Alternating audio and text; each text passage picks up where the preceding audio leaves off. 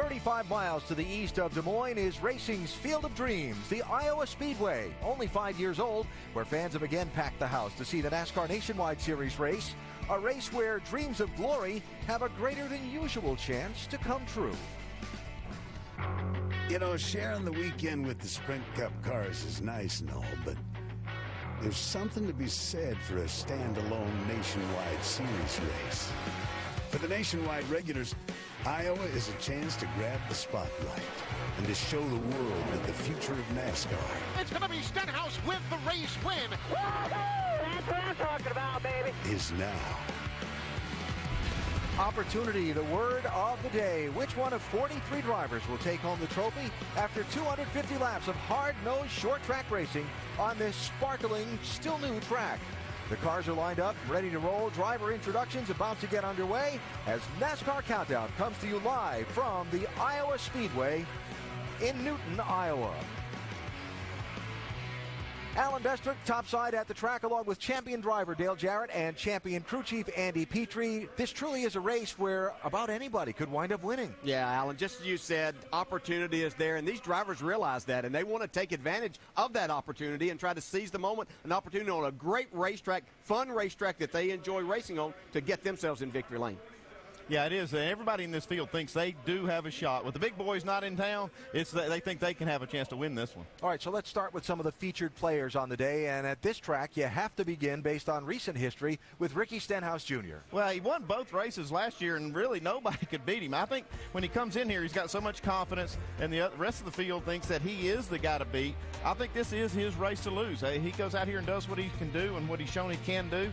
I think this is his race if he can keep it all together like he did last year. Yeah, the rest of the field is looking at this 6 car as the one that they're going to have to beat if they're going to have that opportunity to go to victory lane. Ricky Stenhouse has his hands around what it takes to go throughout this entire 250 miles today to get the things done that he needs to do to get himself in a position at the end of this race to win. Stenhouse, certainly a main focus on the day. His rivals for the Nationwide Series Championship, a big focus as well. Yeah, I think Elliott Sadler has something to prove today that after the last race that he had at Darlington where they lost some points and would have come out there with the lead, but they lost those points, I think they've got to prove to them, to themselves, and to the other competitors that they are one of the main contenders for this championship. They've got to get back in this thing, and this could be a turnaround race for Elliott. He's run good on this kind of track, and those RCR cars have really been good all year long performance-wise. Yeah, a driver that I'm looking at is Sam Hornish in the 12 car this weekend. He won at Phoenix last fall, and a lot of drivers compare this racetrack to somewhat to what they race on at Phoenix, especially turns 3 and 4. Sam was in a substitute role here last year for Brad Keselowski, led laps, ran extremely well. I expect him to be up front all day with a chance to win at the end. And Sam's certainly a factor in the Nationwide Series Championship fight also. Opportunity day for Danica Patrick. Well, she's qualified solidly in the field, starting 9th today. The short tracks in stock car racing have been somewhat of a steep learning curve for Danica. That will continue today, but you never know. It's an opportunity day. Maybe Danica can get her first top 5 finish.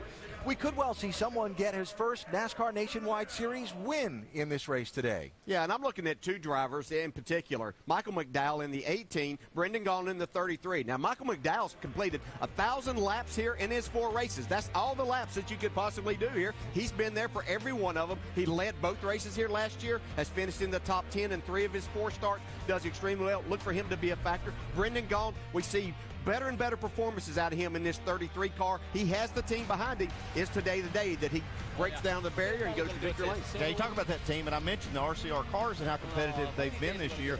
Austin Dillon driving one of those cars, 3rd in points, having a great season to get started here. He's got experience at this track. He's won a Truck Series race here, and he has raced a Nationwide Series car on this track. So this could be a breakout race for Austin Dillon. He might be able to get his first win. And certainly one driver we expect to be the show today. That would be one of the very few Sprint Cup drivers who've made the trip, Kurt Busch, crossing the stage now, being introduced to the crowd. Now, Kurt, because he ran yesterday down at the NASCAR Sprint Cup All-Star race and someone else qualified his car here, will have to start at the back of the field in Brother Kyle's 54. I don't expect him to be there long. It'll be kind of fun to watch Kurt come up through the traffic. Now, Kurt was fined $50,000 and placed on probation by NASCAR this week for reckless driving on pit road during last Saturday night's Darlington Sprint Cup race. and for being involved in an altercation with another competitor after the race. That was the focus of a lot of attention during the week. Shannon, the focus for today, can he get all the way to the front? Well, let's ask him. Certainly an eventful week. The last 48 hours have not slowed down. Back and forth between Charlotte. You did practice this car. Was it enough time? I think so. It was the commitment that I wanted to make to Kyle Busch Motorsports to be here at Iowa. I've never raced here before, so I wanted to make sure that I got to feel the car and put the shocks and springs in that I thought I needed. But Mike Beam, Rick Wren, all these guys, the car was dialed in right when we came off the truck, and I just had to learn the racetrack and find my line. Now I've got to go and learn the traffic and where you race here in the groups of cars.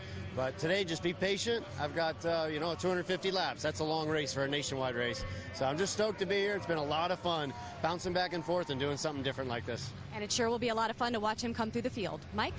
As a former Indy 500 winner, the month of May has been pretty good for Sam Hornish. Still looking for a victory in the month of May. In NASCAR, however, how much of an opportunity do you see in front of yourself today?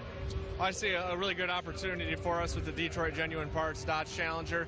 I'm looking forward to getting out there, scrub the wall just a little bit in qualifying, which I think kept us from having an opportunity at the pole, but rolling off from the second spot, I'm pretty happy about that, and just looking forward to getting out there and racing. Iowa is one of my favorite places. It reminds me of like a mix between Phoenix and Richmond, and I love both those places, so just looking forward to having an opportunity out here today.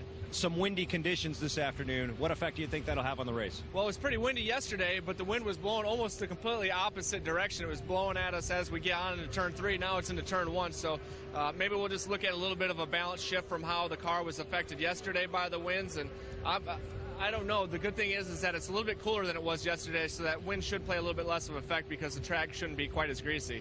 Good luck this afternoon. Thank you. Sam Hornish rolls off second. Dave? Mike, so here we are with Danica in 2012, and yet another new track for her. I thought we were all done with those, but what kind of challenges has this Iowa Speedway thrown at you this weekend? Well, I have to say that the car has been really good. Tony Jr. had a good car here last year when Josh Wise drove it, so we brought the same setup, and I felt really comfortable. I was saying to one of my crew guys, my car chief, I was like, it's a nice feeling when I go to a track for the first time. And my first run is basically my quickest run, and so it makes everyone happy, of course. So that happened at Darlington even. So it's a good feeling. But I mean, the car felt really good. What can I say? It turned well. There's a lot of grip here. I mean, obviously, I should have remembered that in Indy cars, being flat out around the white line in qualifying means it's a really grippy track. But it's not. You just don't always expect that in a stock car to feel all that grip. But it did. So it's good. We always get a full crowd here, and obviously we've got a pretty darn good GoDaddy presence, as we are in one of the hubs for GoDaddy. So Ricky Stenhouse was joking with me that he doesn't know what he can do to get on the cover of the program because he won both of the races last year, but I'm on the front of the program, so I'm sorry, but they're a great sponsor, so we're hoping for a good day today. Believe me, they are two of the stars that definitely brought in the crowd here this weekend, Alan. All right, Dave, thanks. Danica Patrick starting in 9th position today. There'll be attention focused on another driver who gets the chance to make his first NASCAR Nationwide Series start today. Darrell Wallace Jr. is 18 years old, and he's been racing since he was age 9. What were you doing at age 9?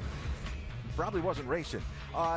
Wallace Jr. earned a chance to be part of NASCAR's Drive for Diversity program and an opportunity to try and further his career, and he took advantage of that opportunity, becoming the youngest ever winner and first African-American winner in the NASCAR K&N East Series.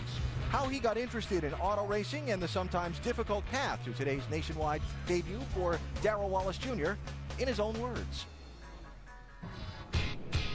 My dad bought a Harley Davidson, got to fix it up for him. His name was Chris Rogers. He invited us out to one of his races, and we were like sitting in the stands, and my dad asked me if I wanted to try it, and I'm like, sure. There were kids younger than me. I was 9 at the time, so those kids 6 and 7 racing go-karts. So I was like, they're doing it, I'll try it. And we dropped basketball and went racing. For the lead here, Darrell Wallace Jr. bringing it home. It's been kind of a bumpy road, especially when I started out. There were racial slurs thrown out, when I'd win, and even when I didn't. Just people didn't like the fact that they thought, I was black. They said I shouldn't be running that fast. So it's just something that it never really bothered me. Just kind of motivated me to win even more, just to either make them happy finally or just to piss them off even more. There was one race up in Franklin County, Virginia. There's a champion there that he always runs fast, so no one could ever beat him. So we go up there and we finally beat him, and it was big. The crowd all jumped on my team on that side because they were ready for somebody new to win. When I was doing a burnout, I seen a guy over there. He was giving me the bird, He was giving me that, and I was just like, stopped in front of him, gave him a thumbs up, and did a burnout in front of him and took off. So that kind of made me proud because he was just mad because I beat his favorite driver, and so I just went out there and proved that I could do it. It means a lot. It's an opportunity I never thought I'd be here, It's I just been going out there, giving my all each and every race, ever since I started, and it's finally paying off. Finally get the big shot chance and kind of go out there and prove myself. It's time to move up and go for it. I mean, it's all about learning. So learning about the Nationwide car, learning about the new tracks. I've been to Iowa, and I've run good there. So I think the first race there will be good for me. Darrell Wallace Jr. starting in 8th position today for Joe Gibbs Racing. Like Danica Patrick or Travis Pastrana, Darrell Wallace Jr. can attract new fans to the sport of NASCAR racing, but with that attention comes pressure. How will the pressure impact him? Yeah, it's going to be pressure, high expectations. We as the media put that on you immediately when you show that you have some talent. This young man has a lot of talent. He has confidence, and that's going to carry him a long way. But as he said, he's in there with the big boys now. Let's see what he does in that nationwide debut, and looking forward to it. I've watched this guy. He is aggressive on the racetrack. He's not afraid to mix it up with them. I expect some big things out of him. I think he's got what it takes to be here and be here long term. But last night he had a little bit of a dust up in his K&N East car. They had the race last night, and he had a problem with the right front tire going down in the corner. Had a pretty hard lick right here. You can see nothing he could do but just hit that wall, and that was a pretty good lick for him. And he was feeling it for a little bit afterwards.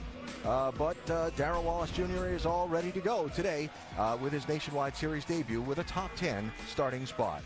Still to come, Michael Annett, a young driver looking to cap a comeback of sorts by scoring his first win at his hometown track. More on that in a minute.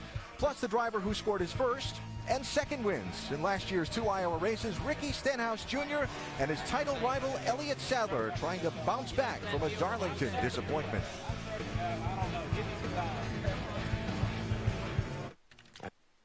Welcome to Iowa, a state where success is measured by hard work and opportunity is created with one's hands and heart. That's how life is lived in the land around the Iowa Speedway. And that's how races are won on it.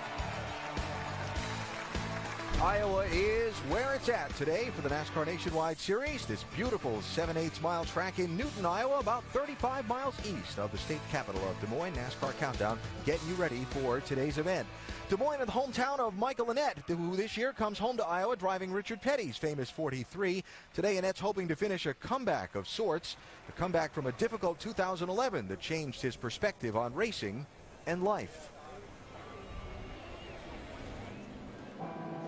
Some breaking news about Nationwide Series driver Michael Annett. Earlier today, the 25-year-old pled guilty to DWI charges stemming from a February 6th crash. Just had a really challenging year last year to start off the season, and made a huge mistake, and definitely learned from it. Annett gets a good run off of turn 4. That's a car that has some real good drive off the corner. Had a contract with Rusty Wallace Racing, and then just some things fell apart there with sponsorship. It was time to go find another place to drive, and it was pretty unbelievable that you're looking for a job 3 weeks before Daytona, and then you're sitting down with the king. I don't think it really hit me until we were in Daytona, and he's over there by the car and giving me pointers. Had the chance to go down to St. Jude and visit the hospital for the first time, and it really was an eye-opening experience. The kids would come out of these treatments, and anybody else would just want to sleep and probably not raise their head up, for the rest of the day. They just get so excited when people come and visit them. There was this little kid named Sepp that came to Richmond a few weeks ago, and he's diagnosed with cerebral palsy, and you'd never believe the heart this kid has. Every day he comes home from school with bruises and skinned up knees just because, he falls down probably 10, 15 times a day. And then I kept reading about him, and it's unbelievable to know that his favorite sport is tackle football. If it's a sport, I like it. I love football. That's my favorite. If you like something, keep doing it. And if you don't really, or you haven't got it, just keep trying.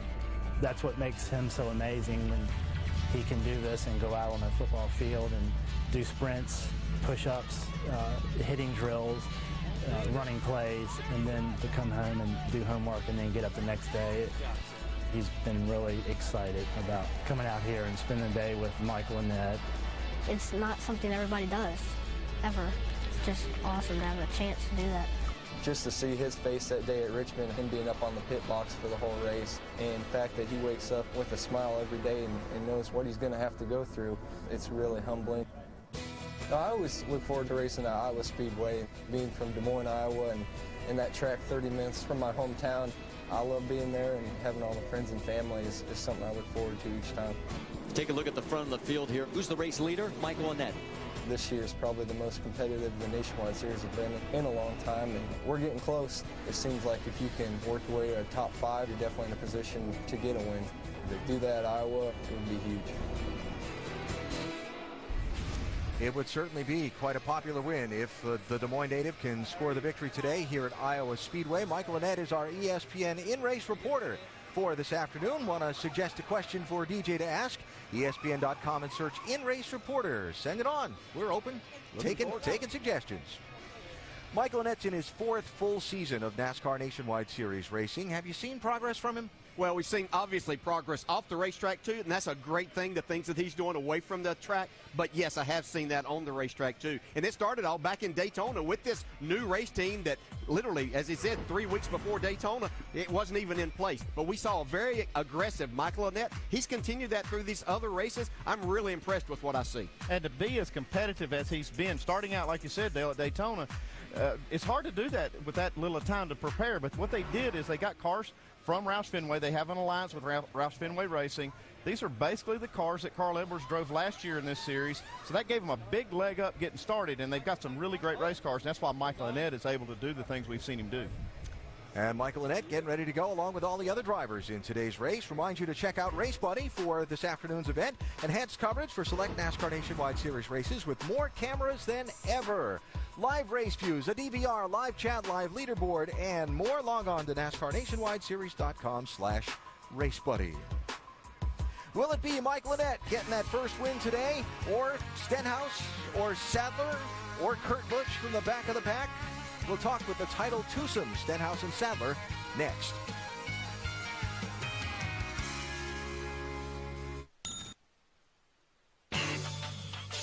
Fans in Iowa on their feet, and we're underway. And Stenhouse is going to get through and grab the #1 spot. The promise fulfilled. Ricky Stenhouse Jr. is a winner. This race is green. Look inside. He's still behind. Showing his nose here. He's inside now. Contact just before start and finish. He's done when I get to him. And look at Stenhouse shootout. Oh, here we go. Driving away.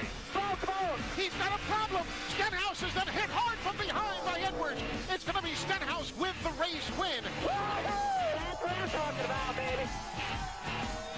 Yeah, those 2 wins at this track last year helped propel Ricky Stenhouse Jr. to the NASCAR Nationwide Series Championship, and perhaps much more. If you look at where the Mississippi native stands after 9 races last year to this, he's earned way more points toward the title already. As for today, the chance for a 3rd straight Iowa win. A pretty good one, Mike? I would think so, considering he was undefeated here at the Iowa Speedway a year ago. What's it like for you coming to this racetrack after sweeping the races in 2011? You got some confidence, but, it's a new year.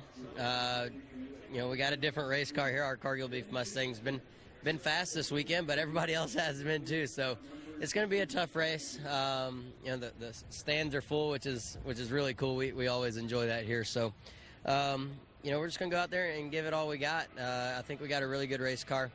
Just got to be around at the end. Everybody go check out truthaboutbeef.com. We've been pushing that hard here at Cargill.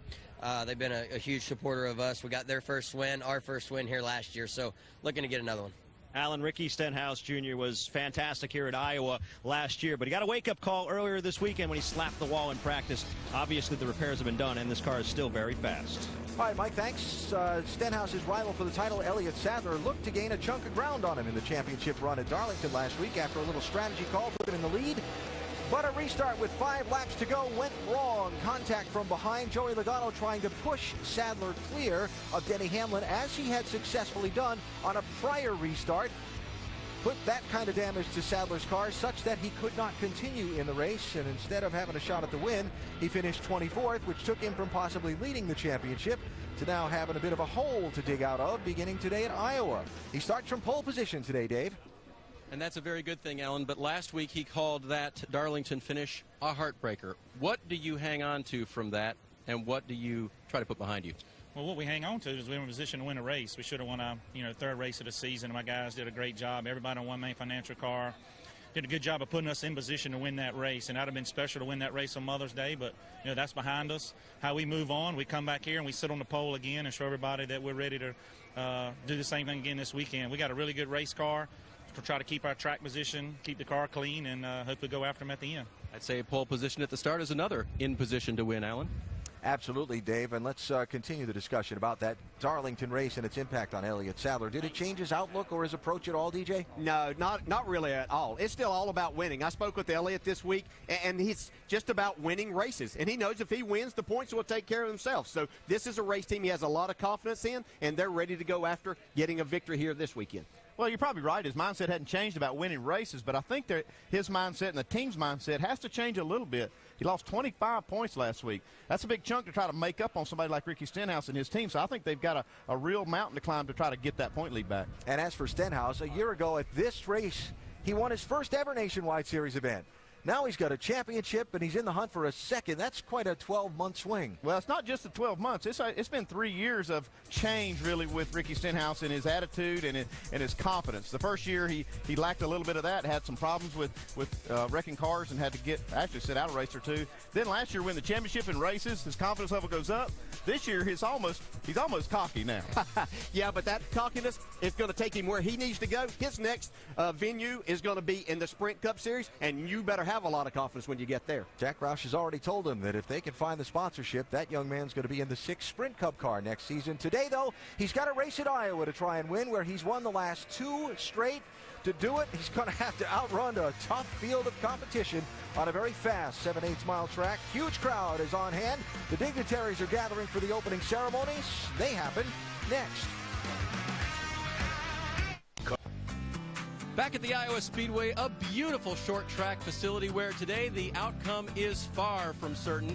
In the past, we've had a lot of Sprint Cup drivers who have really skewed the possibilities in their direction here at the Iowa Speedway. But today, there are very few, if maybe just one Sprint Cup driver here. Drivers who should win are in the field. Drivers who could win are here.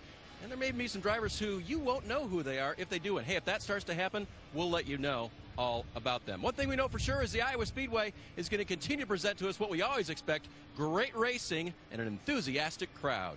Shannon Spake? Well, Dave, Kurt Busch's schedule this weekend has been, well, somewhat of a monster. He was here at Iowa on Saturday, practiced his 54 car, jumped on a plane, went to Charlotte, finished 8th in last night's All-Star event, got back on a plane this morning, and came back out here to Iowa to race here today. Now, he did miss qualifying, so he will start in the back of the field. His team told me they set this car up to do one thing at the start of the race: be aggressive. Mike? Aggression is certainly something that Travis Pastrana doesn't lack. One thing he is looking for, however, is experience. To get that, he spent yesterday afternoon racing in the K&N race here at the Iowa Speedway. Although he started at the very back because of a spin in qualifying, he persevered, surged to the front, and scored a 4th place finish. From that, he not only gains experience, but brings into this race perhaps something even more valuable. That will be confidence. Travis Pastrana rolls off 15th this afternoon. Time now to go trackside. Ladies and gentlemen, at this time, we ask that you please rise and remove your hats as the Iowa National Guard presents our nation's colors.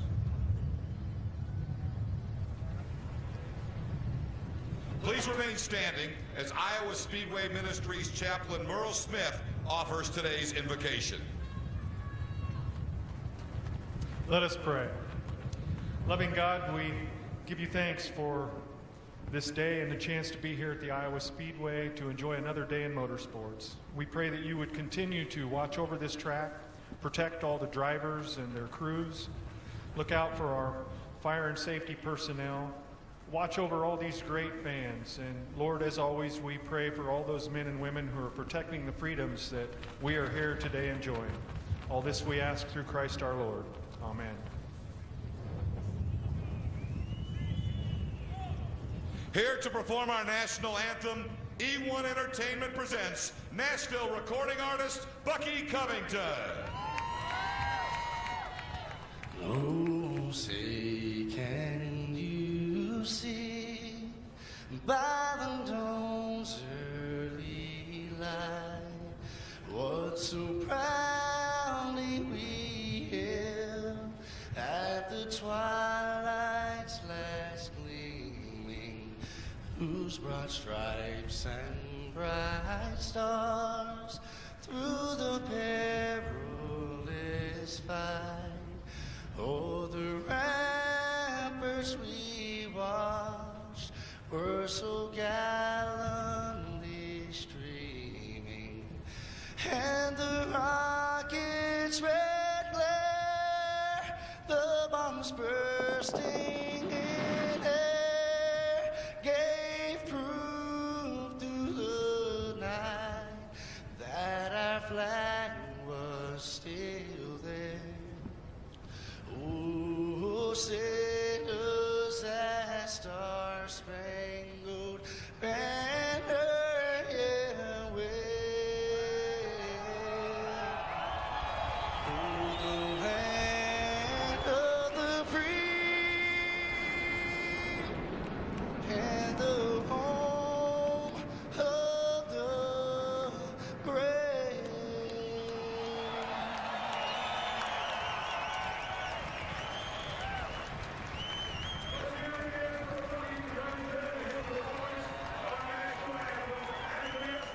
43 Nationwide Series drivers getting last-minute instructions and encouragement from their crews and teammates here on the grid at Iowa Speedway. The command to start engines when we come back. NASCAR Nationwide Series at Iowa is brought to you by Nationwide Insurance. Call now to get a quote.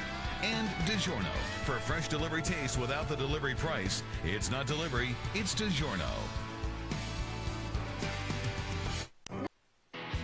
In other sports, athletes come from sandlots, summer camps, and the minor leagues. In racing, they come from the short tracks.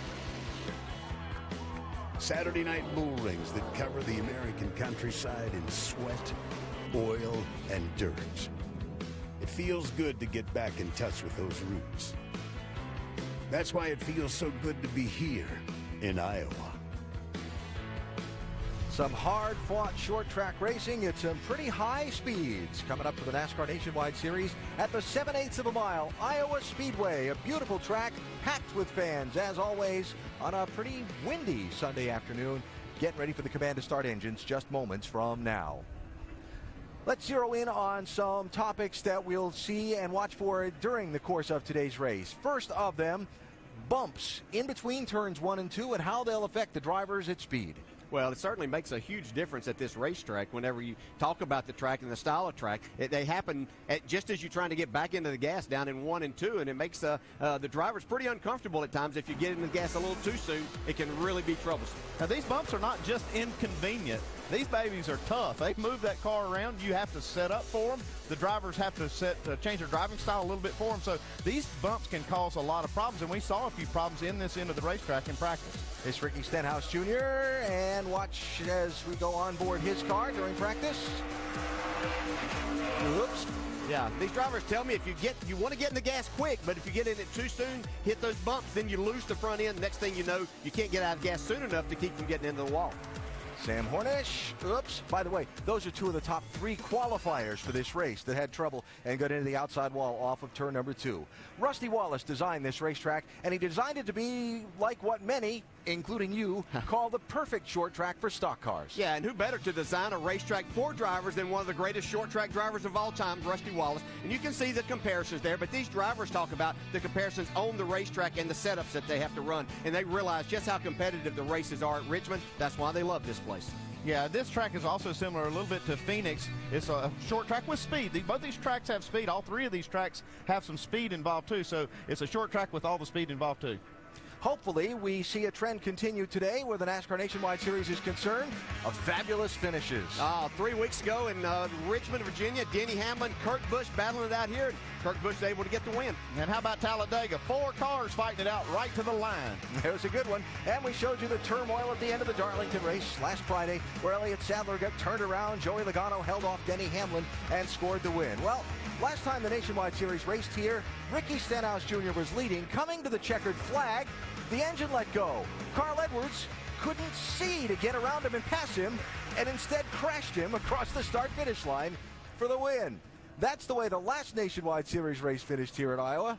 I don't know what we're going to see today, but if it's that exciting, we'll take it. Time to go trackside for the command to start engines and get today's race underway here at Iowa Speedway. And now, for the most famous words in motorsports, please welcome Business Director for Pioneer, Todd Frazier. Drivers, start your engines. They both got like a higher change, so I'm not sure what they're doing. The 40's only got one set, so they may not be running the whole race. Yeah, they will.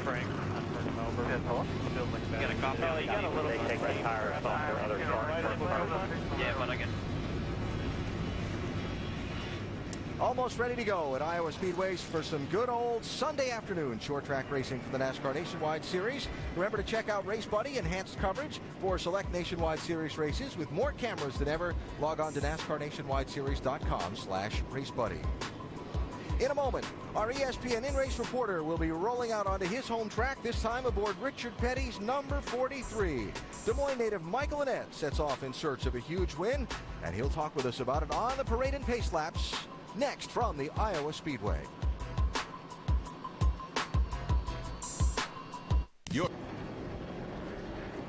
The field has just begun to roll from the pit lane of the Iowa Speedway out onto this 7/8 mile track for the parade and pace laps before the start of the Pioneer 250, race number 10 of the 2012 season of the NASCAR Nationwide Series. There is Iowa native Michael Annett, our ESPN in-race reporter today. Michael's family has a long history of involvement in the sport of auto racing. You could say that Michael's been around it since he was just a little kid. Yeah, looked like he knew kind of what he wanted to do from the start here. Absolutely. His passion, a lifelong one. And Michael starting in the 18th position today in Richard Petty's famous 43. Hey, Michael, Dale Jarrett, ESPN. You have a copy? Forward, Dale. Hey, Michael, appreciate you talking with us today. And our first question is our mailbag question. And I know you would like to win anywhere, but Aaron in Carrollton, Ohio asked, do you want to win more at your home track in front of your friends and family? Oh, definitely. This is definitely this race, and when we come back in August, are the two for sure circle on the calendar. And I've been telling everybody this week, I think this is the best opportunity I've had ever coming in here to Iowa Speedway to get a win in front of these awesome fans here. Hey, Michael, we've noted on ESPN through our nationwide coverage your aggressive style starting back at Daytona, and it's really been fun to watch you drive this race car this year. But starting from that 18th spot today, is that the kind of driving it's going to take to get yourself in a position to win this race? It's definitely going to take that to win it. Obviously, we're going to be smart here in the beginning. 250 laps is one of the longer races we run here in the series. So, we got to be smart. You got to have a car with fenders on it left at the end to win this thing. But it's gonna take some aggressive moves to get there to victory lane. All right, Michael, thanks again for talking with us. Hope you can make your friends and family that are here watching happy here today. Good luck. Talk to you later. Thanks. Michael Annett, our ESPN in-race reporter for the day. The jackman for Michael's 43 car, Kevin Wing, is going to carry our over-the-wall camera today. Have a great day down there, Kevin. Maybe you could help Michael get that first Nationwide Series win today. Onboard cameras here at Iowa. Elliott Sadler has got our Chevrolet on board from pole position today. Austin Dillon has got the Goodyear on board. Ricky Stenhouse Jr. with our Nationwide Insurance camera. Danica Patrick, the GoDaddy.com camera. Sam Hornish Jr., the Dodge on board. Michael Annette's camera is the Ford EcoBoost. Look today, Kurt Busch has the Nationwide Insurance camera, and Travis Pastrana with a Toyota onboard camera. Some great looks for us today at Iowa Speedway. And you can join in the conversation throughout the course of the race on Twitter at NASCAR ESPN. Our folks will be going back and forth with you, and we'd be very interested to hear what you have to say.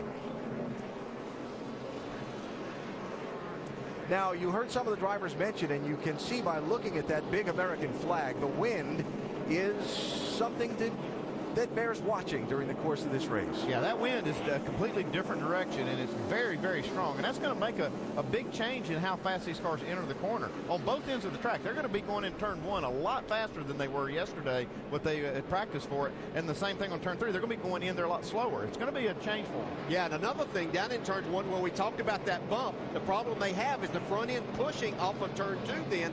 That's going to only enhance that problem they may have there. As we get set to come to the green, Travis Pastrana's team on the radio. Kick the tires, light the fires. Let's get going, guys. Thank you for everyone's help get me here. I know it was more of a last-minute deal. Robbie, everyone at RAB, thanks for giving me this car, man. I love drive. He's going to get a chance to race again at Iowa Speedway. Raced here last night. Pastrana and the others get ready to go in what would be one more lap from right now.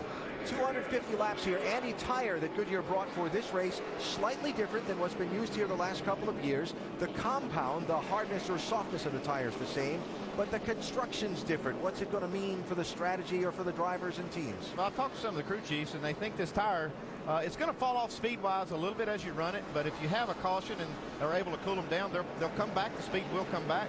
There's going to be some opportunities for strategy, and I think if you see short runs, especially early, I don't think you're going to see everybody on pit road changing tire.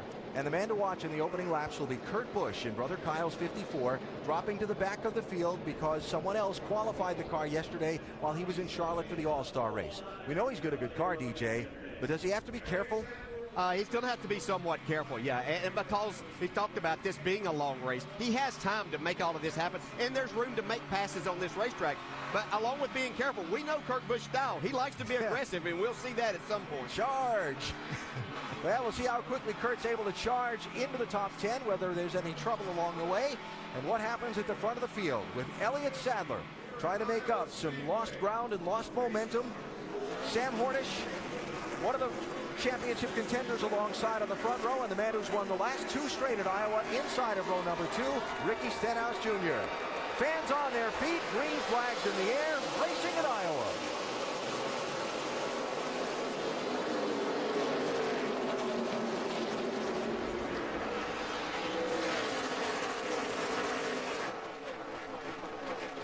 Clear outside.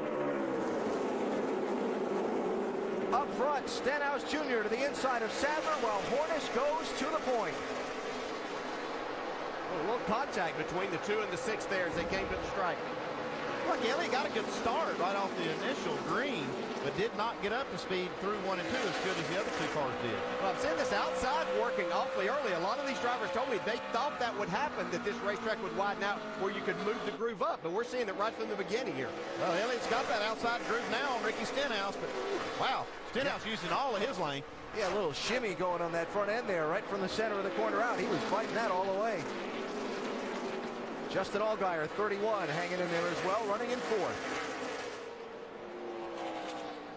No one would be surprised to see Sam Hornish Jr. win this race in that 12. No, not at all. And we heard Sam talk about that similarities of Phoenix, as Andy pointed out, to this racetrack where he won last November. So, and he ran really, really well here last year. Some of the things Sam's got to watch out for, though, is contact. He's made contact with the wall already this weekend, and we've seen when he's fast, sometimes he gets against that wall. 3 wide. 3 wide. Allgaier with a move to the inside of Stenhouse in the 6. When Stenhouse came off turn 4 last time, that white piece of paper blew up on that grill opening on his car. We'll see if he's able to get it to fly back off. Yeah, I think it just blew off there, Alan. It probably helped. Those 2 cars right in front of him probably helped that to get loose. This is as good as we've seen Allgaier, especially early on in a race.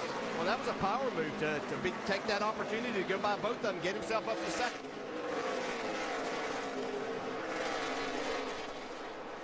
For the lead, Sadler dipping to the inside. Sorry, that was for second. On Allgaier, we look back on Darrell Wallace Jr. 20 car, hanging in 7th spot. Wow, here goes Allgaier. He's still on the move. Yeah, he pulled the swap over move that we've seen, the crossover. See if Sadler can come back and make the same move back on him. Looks like that's exactly what's going to happen. 3 position changes in basically 1 lap there. Not sure that Allgaier, well, he wanted to make that, but as he tried to get back to the throttle, that bump got his rear tires out from under him a little. And Stenhouse to his inside to grab a spot. Yeah, while these cars are racing each other, they're going to have some company behind them. Comes Austin Dillon sneaking into the picture, and it's like Michael McDowell. McDowell in the Gibbs 18 today. Well, Sam Horn is loving what he's seen in his mirror as he looks back.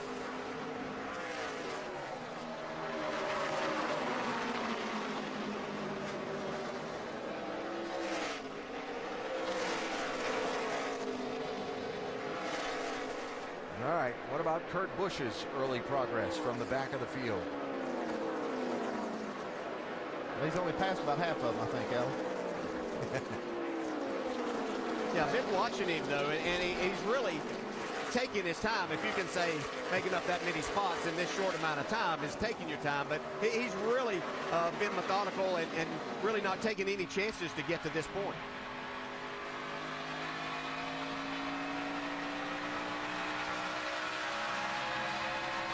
So Kurt cracks the top 20 in the opening 9 laps of the race.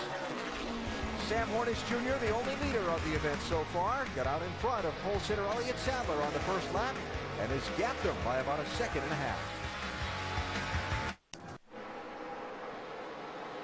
Early on in today's NASCAR Nationwide Series 250 lapper at the Iowa Speedway, Sam Hornish Jr. out in front in Roger Penske's number 12 Dodge. He's got about 0.7 seconds on quickly closing Ricky Stenhouse Jr. in second spot in that bright red number 6.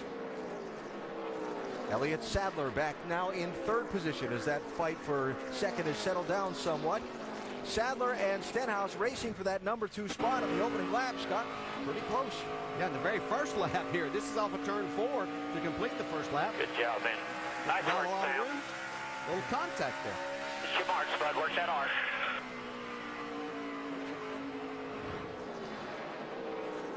So Stenhouse through to second, Sadler third, and then Sadler on his team's radio in the opening laps. Just different air pressure, front air pressure. It's there for, buddy. Start it a little lower. Please tell me next time. Yeah, he didn't have what he expected to start the race, and I guess Luke Lambert forgot to tell him they dropped that air pressure a little bit in the front. Yeah, and as a driver, you know, you have it in your mind how you started long runs yesterday in your race setup, and that's what you expect to have in the car. And when you don't have that, then you want an answer, and he got his. So Sadler hanging in third. Leaders now running up onto some lap traffic.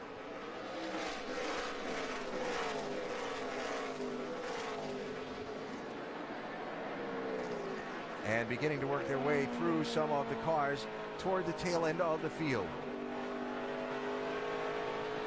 Also had about 8 cars go to the garage area in the early laps and call it quits after just a couple of circuits, the start and park, if you will.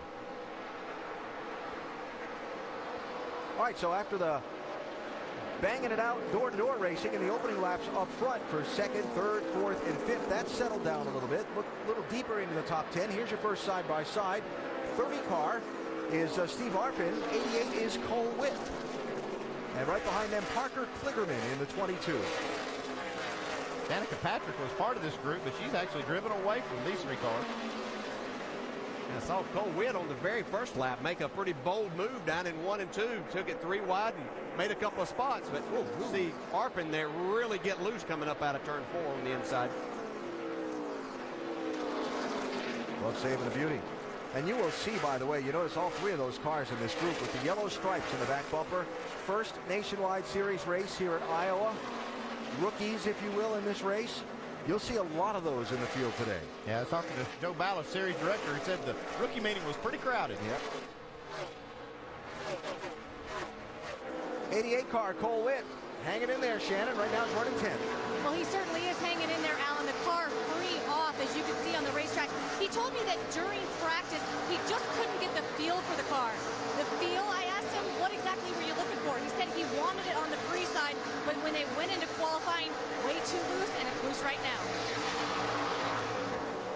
All right, Shannon, thanks. So back end getting a little wiggly on Cole Witt as he drives around this track. Yeah, and as a driver, more than a free car, you want a car that rotates and turns the center. You don't, when you get in the gas, you want the car to be able to drive it straight up off the corner without putting a lot of wheel in it. But when it's too loose, you just can't be aggressive, especially on a racetrack like this. Arpin going to try again to get through Cole Witt. Now they got company. Kurt Busch continuing his charge. He won't be there long. Yeah. He's on a charge to the front. This 54 car is flying. I'm like you, Dale, though. I think he has been pretty methodical about this, probably because he's got confidence in his car and he knows he can get there. Yeah, that's the main thing. Yeah, he's got a great race car and a lot of talent, and when you put those two together, then you can be a little bit more patient in these type situations. He might have to be that right here if these two settled out between themselves, Steve Arpin and Cole Witt. He might just pass them both at one time. Or we'll do this.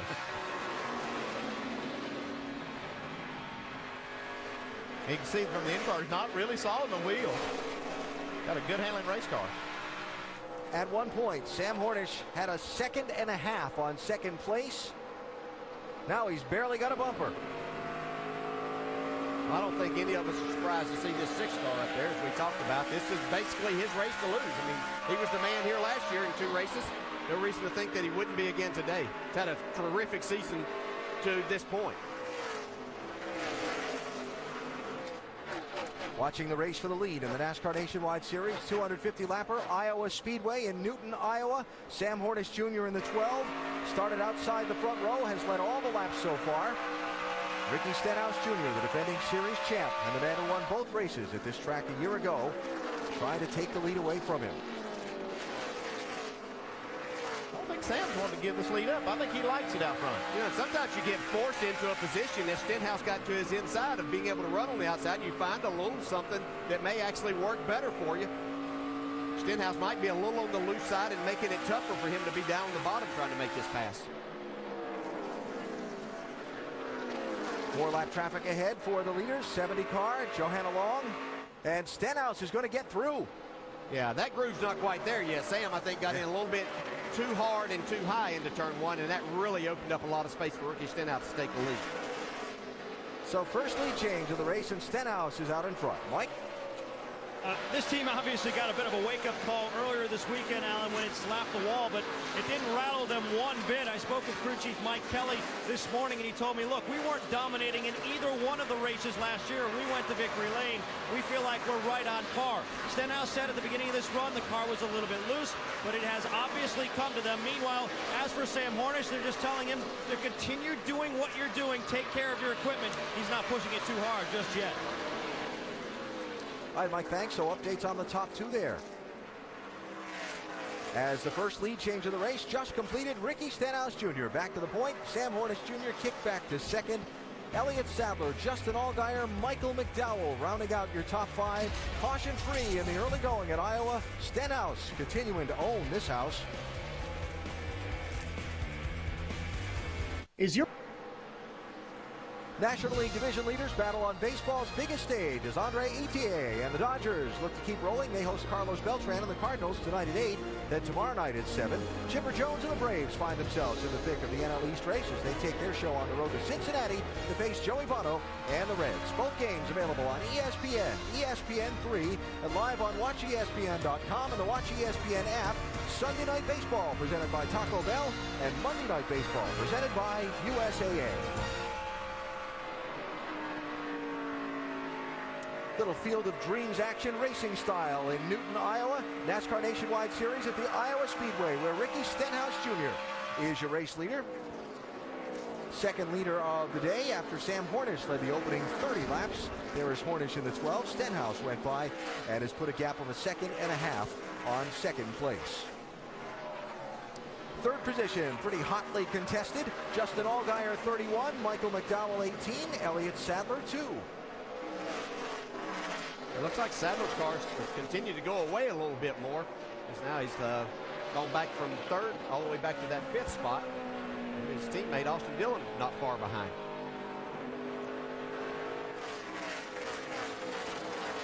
How about that 2-car, Dave? Got a report? Yeah, here's a story, Alan. We played you the radio earlier where he was talking about the air pressure being too low in the front. Crew Chief Luke Lambert confessing to the driver who called in about his car continuing to hit the splitter. Yeah, I think we went a little bit too far on that right front.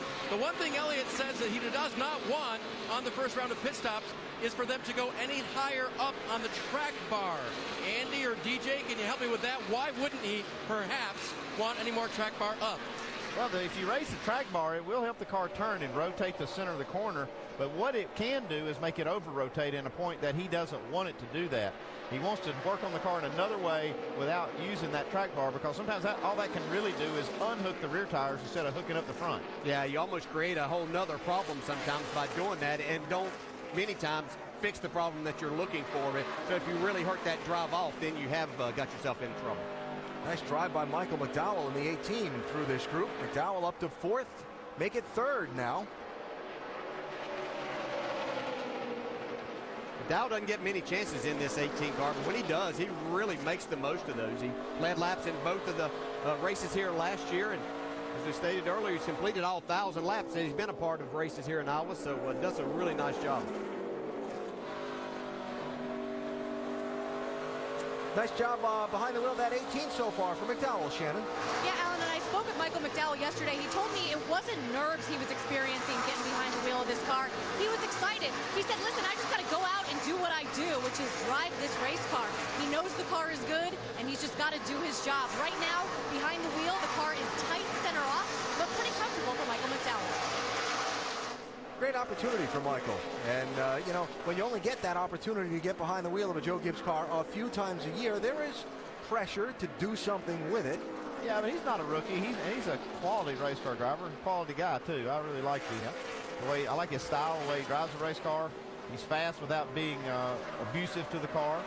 And that's why you say Dale, he's finished all the laps here. Yeah, and he is good. He's talented. But it does add pressure when you get only those few opportunities, because you so much from the inside want to take advantage and know that that one win could be the big break that you're looking for. So you put a lot more pressure on yourself.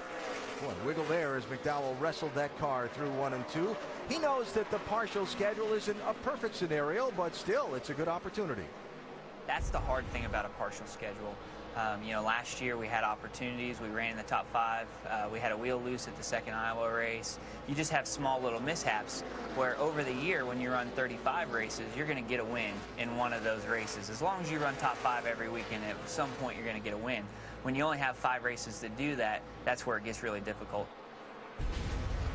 And it does. If anything goes wrong during the course of the day, it's magnified because you're trying to make something happen for your career in one of those few shots you get.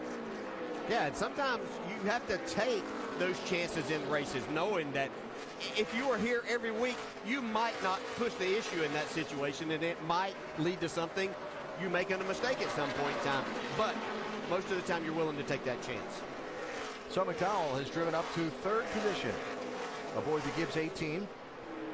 He is 3.9 seconds behind Ricky Stenhouse Jr.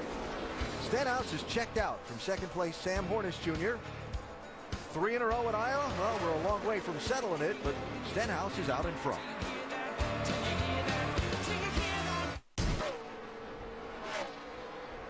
Still under green here at Iowa for the Pioneer 250 for the NASCAR Nationwide Series. Fans, remember to check out Race Buddy, enhanced coverage for select Nationwide Series races with more cameras than ever. Log on to NASCARNationwideSeries.com/RaceBuddy. No change up front. Stenhouse Jr. leading Hornish Jr. 3.8 seconds, the gap from 1st to 2nd, with Allgaier, McDowell, and Sadler rounding out the top 5. We are in the longest ever consecutive green flag run to start a Nationwide Series race at Iowa. Now, granted, there had only been 4 previous races, but there's been a caution sooner than this in all the previous ones than we've had today. 18 McDowell, 31 Allgaier, third place, changing hands again. Allgaier had given up that spot to McDowell, took it back, and now is giving it up again. Allgaier took advantage of some traffic a little bit ago to actually make the pass on McDowell, but like McDowell settled down, there's Austin Dillon taking that 5th spot away from Elliott Sadler.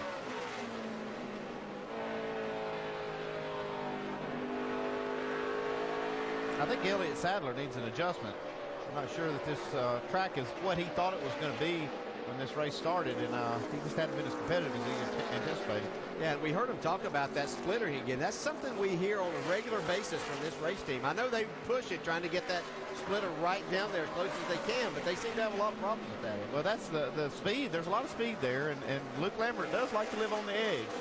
And sometimes they do tip over it, but they have a good way of recovering from that. I think after you see him make a pit stop and an adjustment, you'll see this 2-car back up front. There's Luke Lambert probably talking to the guys now about what they're going to do. I would think in that situation that bump down in 1 and 2 would really be a problem with that happening. Oh, yeah, that's the thing is that bump really determines how much you can let this suspension travel. You really want it lower everywhere else, except there. If you try to do that, it's going to kill you because you're going to hit the ground over those bumps. Watch the tires inside the wheel wells, jumping up and down as they go across that. Yeah, one of the problems, Alan, is this suspension is basically bound up at that point, and when they hit those bumps, it's really violent. Second place here, McDowell charging forward. 18 car looking to get a spot from Hornish in the 12. And done. Nice job.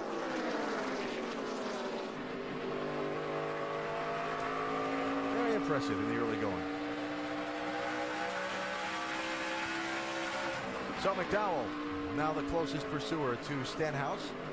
Checking back on Kurt Busch, who remember had to start toward the back of this field because another driver, Drew Herring, qualified the 54 car yesterday while Busch returned to Charlotte for the Sprint All-Star race. Kurt now up to the 8th position and trying to take 7th away from Brian Scott. Leader's been leaving the bottom of, down here 1 and 2, leaving the bottom a little sooner, driving it up the hill a little bit, you know what I mean? 10-4. It's kind of like that. That's kind of what he was doing a little bit. 10-4. With the wind blowing into 1, it's a lot looser getting into there today. Yeah, that's interesting. I thought that might be the case with that extra speed getting into 1, that it was going to cause the cars to be a little freer. Look at this knot. Allgaier taking the spot now from Sam Hornish. Sam's car slipping just a little bit now in this part of the run. Yeah, he set a pretty fast pace there at the beginning. Might have used up the tires a little bit more and have to make an adjustment for that. Possibly chassis adjustment, maybe a little bit driving adjustment too. Austin Dillon going to follow through underneath Hornish. So as we've tipped past 65 laps on this set of tires in the opening run, the pendulum has swung on that 12 car in terms of holding his speed compared to the other cars. Well, what we saw in the beginning is if it comes down to a short run at the end, you might have a good car. Yeah, better watch him.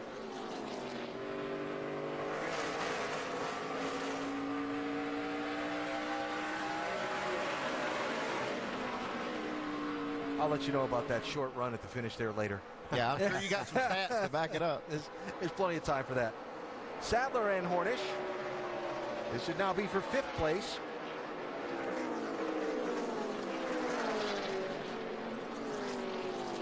Whoa! Yep.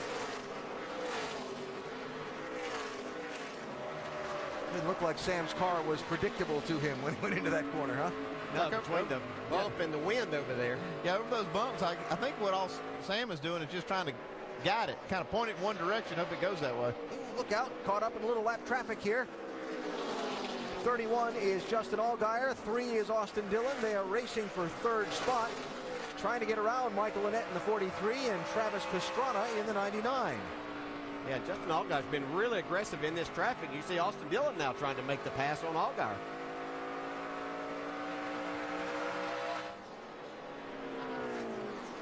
Pastrana is the second car 1 lap down. Mike Bliss is up ahead of him, so there's not a free pass at stake.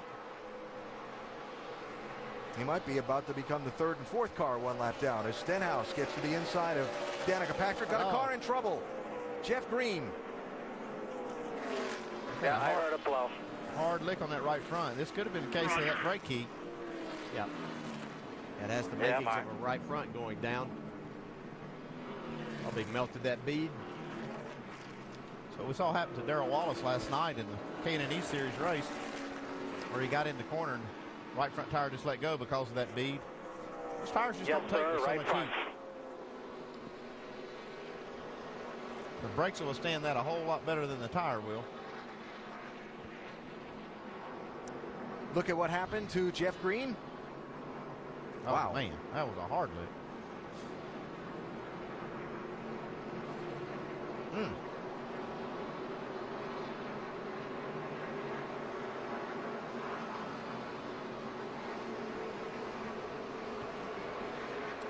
It does say Eric McClure over the door. Jeff Green subbing for Eric McClure in that 14 car today as McClure continues to recover from that vicious Talladega crash he had a few weeks ago. And you see the safety workers there with Jeff Green as he takes off the helmet and unbuckles himself after that hard crash. This team taking another really torn up car back to the shop. That was a hard lick. Looks like Jeff's climbing out. Yep.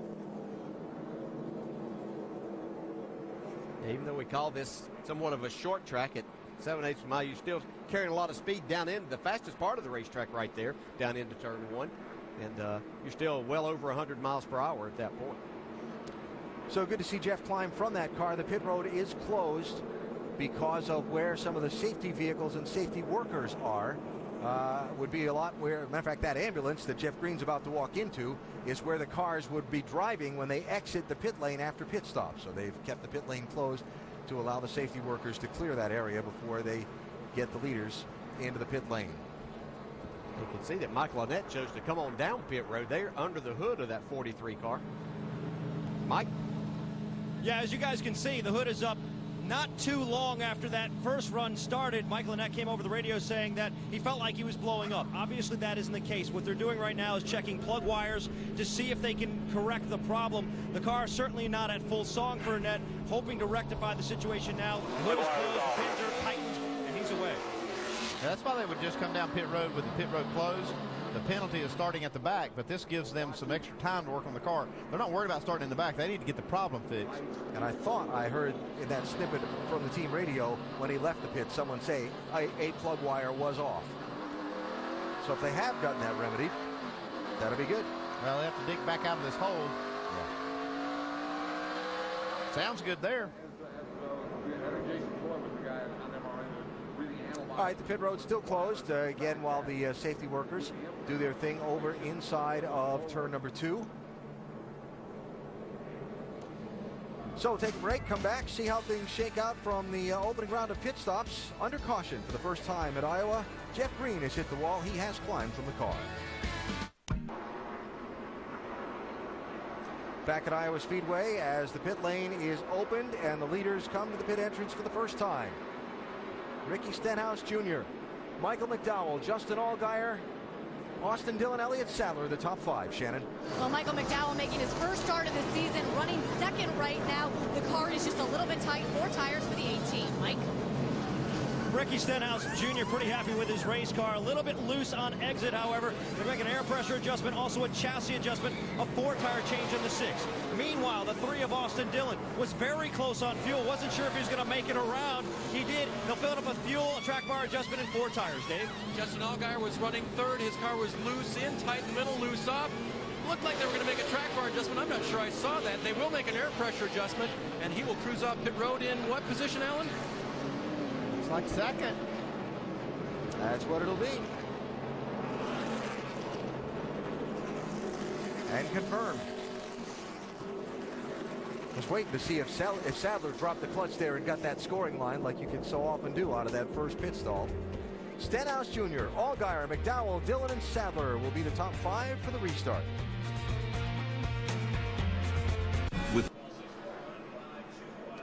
Cleanup continues here at Iowa Speedway. Take a minute to tell you that coming up tonight on ESPN2 at 7 Eastern, it's the Dollar General NHRA Summer Nationals Finals. That's tonight.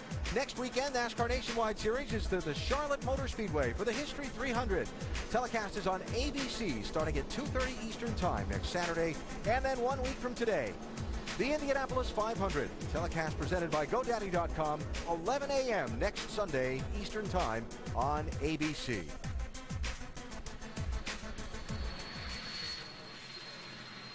New experiences today for newcomer Darrell Wallace Jr., Dave. There is so much to learn. Remember, he was here last night in a K&N Pro Series car that crashed. Today, the Nationwide Series car, different cockpit, different dashboard, and sometimes you got to make sure you know exactly what's going on with all the buttons and switches in there. Hey, that big left brand, is it my left brake or is it a left tire? Brake. Boy, that's what I got on right now. 10-4, use that one when you're tight. A lot of coaching, a lot of teaching going on here. Mostly tight during that first run. Somewhere on the right side tires, Alan, they put the track bar down for his tight race car and told him, by the way, don't cheat your entry into turn 1. Which happens to be right where his pit crew is watching him enter into turn 1. Dave, thanks. Before the race started today, Darrell Wallace Jr. was out on pit road with his team. They don't make pit stops in short track races like they do in the Nationwide Series, and he had to learn how the pit road speeding thing works. Yeah, they don't make live pit stops in that series, but here he's trying to figure out where is the timing lines, where is the race off line, and where can I maybe take advantage of those. For the first few races, I think the best thing for him to do is just understand where they are and don't get caught speeding. Yeah, that's the main thing, is don't get caught. Don't put yourself in a position that could create problems for you. Of course, if you are a regular fan of NASCAR racing, you know that the drivers can kind of use the zone that their pit box is in to zoom into the pit box and zoom out to that next timing line, and they're explaining that process to the young driver. There is where his pit stall is, and the remainder of the pit road for him to use up. People getting a look at their tires for the first time after this round of pit stops. Shannon? Well, Alan, we've documented Kurt Busch's run to the front from this 43rd position starting. Check out his tires. These just came off the car. These are his right side tires, and you could see the cording on both right side tires. I checked in with general manager Rick Wren. I asked him to explain this, and he said just good old-fashioned hard racing. Now, Mike Beam, the crew chief, did tell me that they set this 54 car up to be very aggressive at the start of the race so that he could get to the front. And Rick Wren said that may have had something to do with it, but Kurt Busch is just driving his heart out. All right, Shannon, thanks.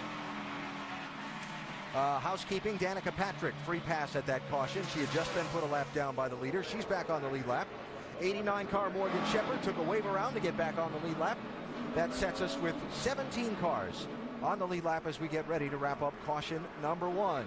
Sam Hornish Jr. led the opening 30 laps. Ricky Stenhouse Jr. has led since. Only one yellow flag so far. Stenhouse has got Justin Allgaier to his outside as we come down for the restart. Big.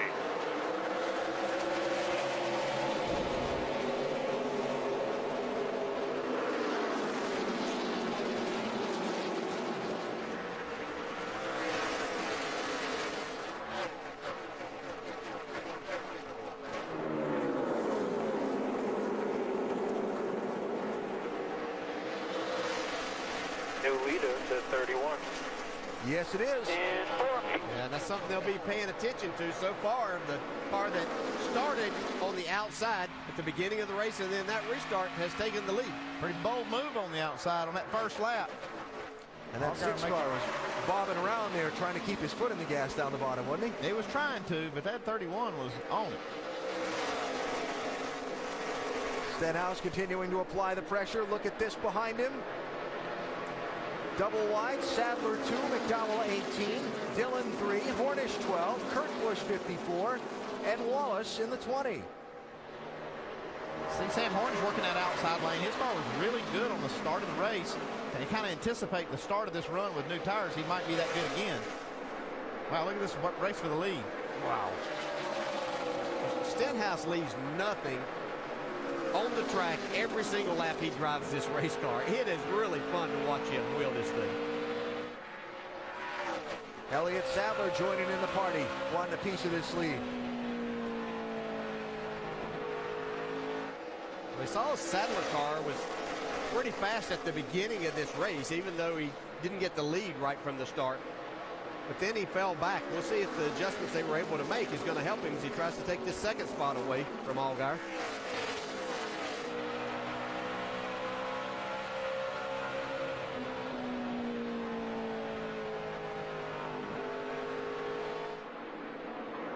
Little twitch there on that 31.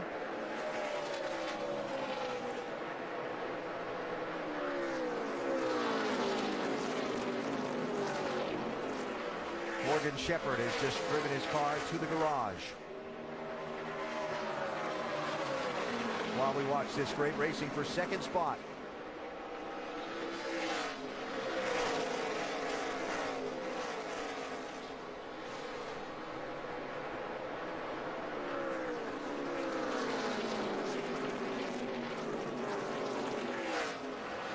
See that bump down in turn one. Elliott Sadler's car looked like it almost wanted to clear the ground. Yeah, exactly. Yeah, left front wanted to come off the ground. It's like kind of like you're on a road course going over one of the spots on there that you might encounter. But that's what the drivers do. That's just the most difficult part about this racetrack, is trying to hit that and not upset your car too much, because it upsets it to a certain extent every single lap.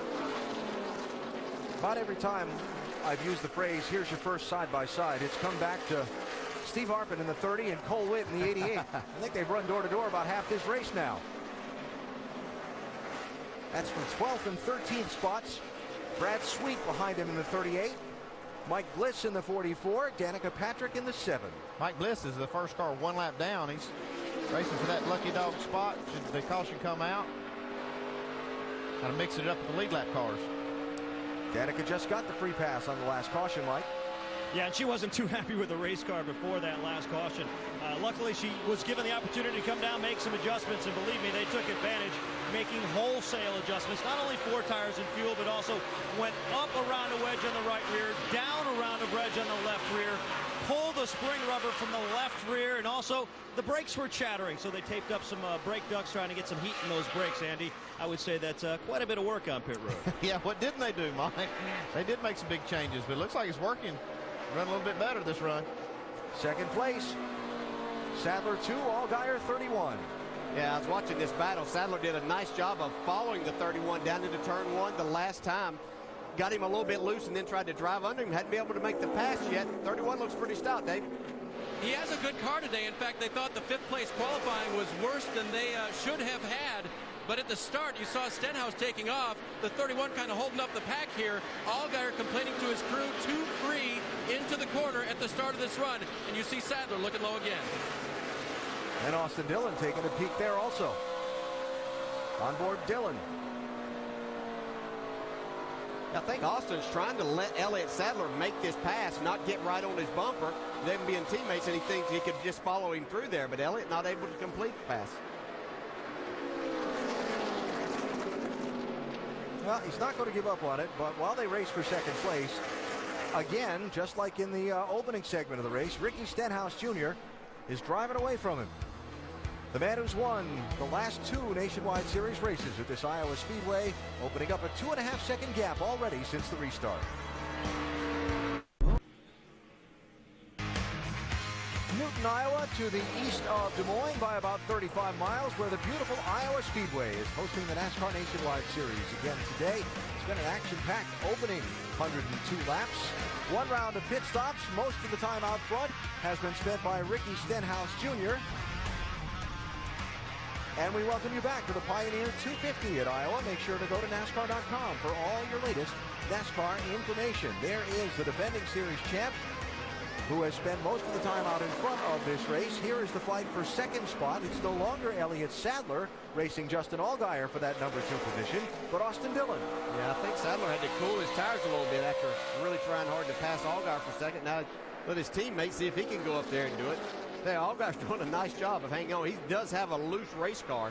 I've seen him a number of times get sideways off the corner, but he's held him off so far.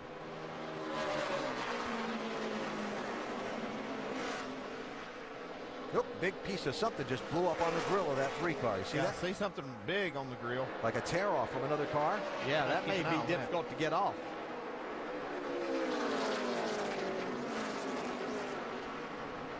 Yeah, that's big time right there. That's almost blocking the whole grill. Yeah, I know he wants to pass, but right now he needs to get in behind him.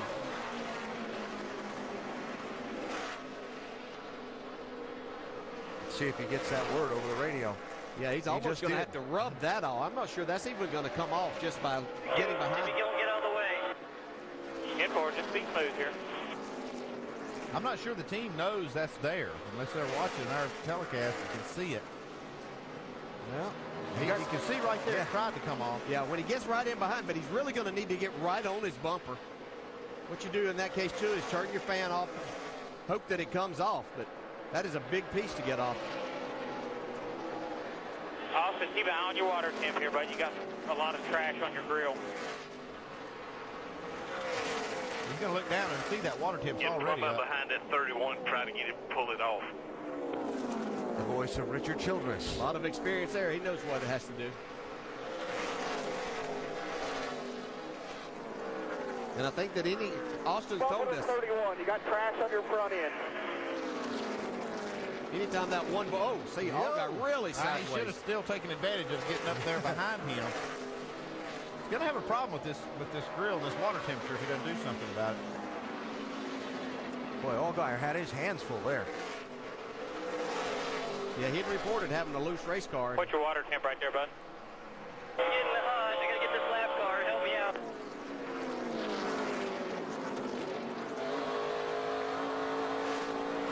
Lap car in front of Sure him. your radiator fan is off. Turn your radiator fan off if it is on. You saw him reach up and hit the switch there. Yeah, the reason they're doing that is they want to turn the fan off. It's pulling a suction on that grill opening. They want to turn that off and then try to drive up behind another car, and hopefully that piece will just fall off the grill. 4 car is Darrell Haar. No, didn't catch him at the right spot. Well, the car that slow. Yeah, well, that car that slow. You know, he's kind of hoping that. How hot are you, Austin? 260. Yeah, he needs to do something about that. Yeah, and you noticed that first time when they asked him, he didn't say anything. If it's going to be any hotter, we're going to have to back off and try to get behind Elliott, let it suck it off, or get behind one of them. Just keep after it. You got to get a big old piece on the grill. I'm going to have to get back. Somebody come around me. 10-4. Got 3 of them right here, all racing hard together. Coming to your outside. Kurt Busch joining the party. Yeah, Austin's best scenario would have been if Elliott could have passed the 31 and got there, and then he could have just lost that one spot. But he's having to give up a couple here to try to help this, and may even more get passed by more than that. No, squeezing down to the inside, Kurt Busch. Michael McDowell coming through. Yeah, Dillon missed an opportunity there when he was racing with the 31. There it goes. Suck right up on that 54 now. It just Yep, flew it's off. gone. Yep, he's good now. All clear. Grill's all clear, bud. All right, let's go. Oh, trouble. Danica in the wall. Slow it down. Got one coming there. All right, come on. A little right front. Another hard lick. Looks just like that 14 Come down to the Jeff pit Green. stall and we'll just take a hard. You're about 10 away. Make sure you got a brake pedal. Goodyear engineers reporting to our pit reporters down on pit road that the Jeff Green incident earlier was a bead melting. The bead where the tire seals to the rim, and the brake heat sometimes on a short track like this on a long green run will affect it. That's the weak link in the chain up there on that suspension. You got those brake rotors and calipers and all that stuff is designed to take a tremendous amount of heat.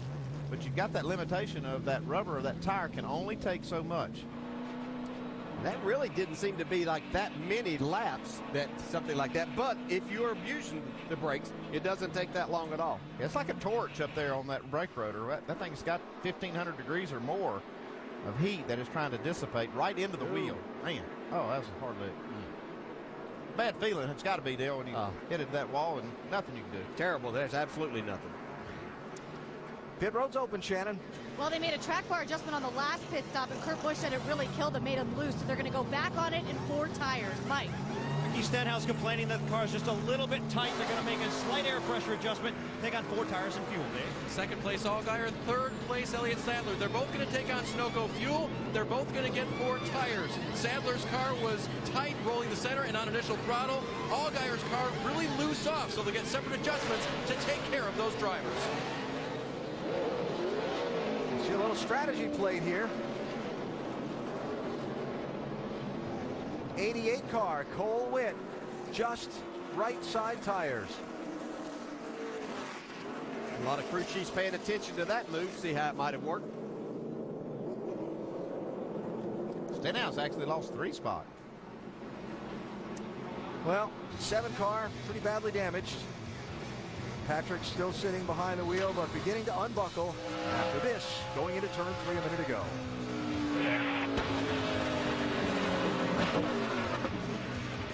Hold the brake there. 1 to go here at Iowa Speedway. Reminder that National League Division leaders battle on baseball's biggest stage. Andre Ethier and the Dodgers look to keep rolling when they host Carlos Beltran and the Cardinals tonight at 8. Then tomorrow night at 7, veteran Chipper Jones and the Braves find themselves in the thick of the NL East race as they take their show on the road to Cincinnati to face Joey Votto and the Reds. Both games available on ESPN, ESPN3, and live on WatchESPN.com and the Watch ESPN app. Sunday Night Baseball presented by Taco Bell and Monday Night Baseball presented by USAA. Little strategy play has Cole Witt in the lead, Shannon. Down here with this crew chief, you know a lot of guys are going to be watching to see if 2 tires work. What was the thought process behind that? We didn't show anywhere on our left sides, and actually we went faster as the run goes, so we didn't slow down at all, so it was kind of no-brainer to me. Let's put right sides on it, try and tighten them up. We're pretty free, so we put right sides on to tighten them up a little bit and try and get some track position first early in the race. Thanks. Witt has chosen the inside lane for the restart and gets the jump on Elliott Sadler.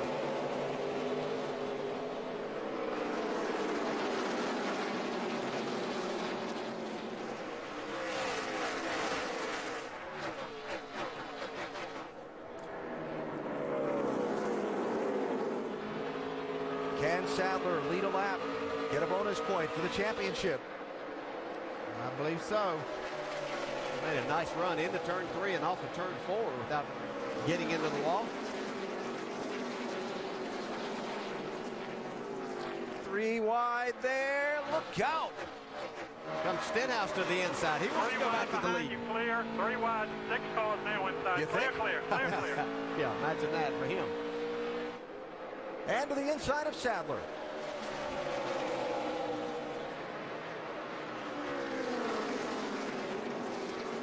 That's no contest. No, he's making it his own little playground here once again. And Kurt Busch is being pretty aggressive too. He's inside Sam Hornish, driving that car hard in the corner, trying to get a couple spots while these tires are still new. Yeah, see if tightening that 54 car up will help him this time. I know he came out 7th last time and really didn't make any progress. Looking inside of Cole Witt for Kurt Busch. Remember, Witt has the older left side tires on the car.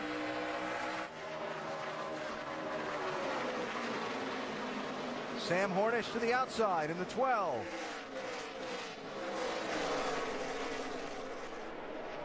Kurt Busch kind of got hung up behind Cole Witt.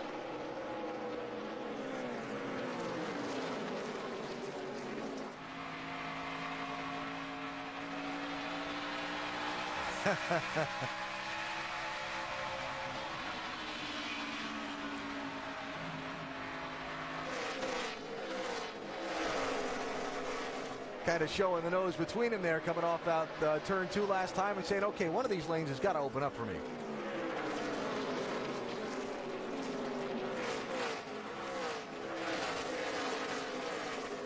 So Kurt Busch to 6th.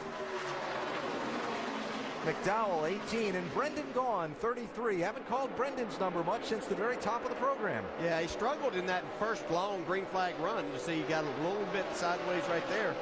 Lost a nose, it actually looked like, coming up out of turn 4. Because Darrell Wallace in that 20.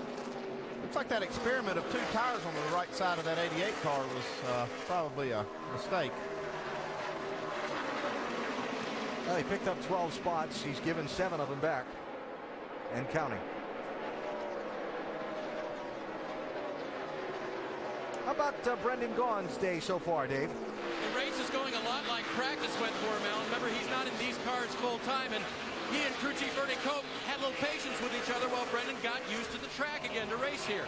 So the race, his car has been mostly loose, and they've been gradually tightening it up, and he's worked his way up, picked cars off. And by the way, he was told that when Cole Witt was kind of holding up that inside line, go take advantage of that. So improving as the day goes on.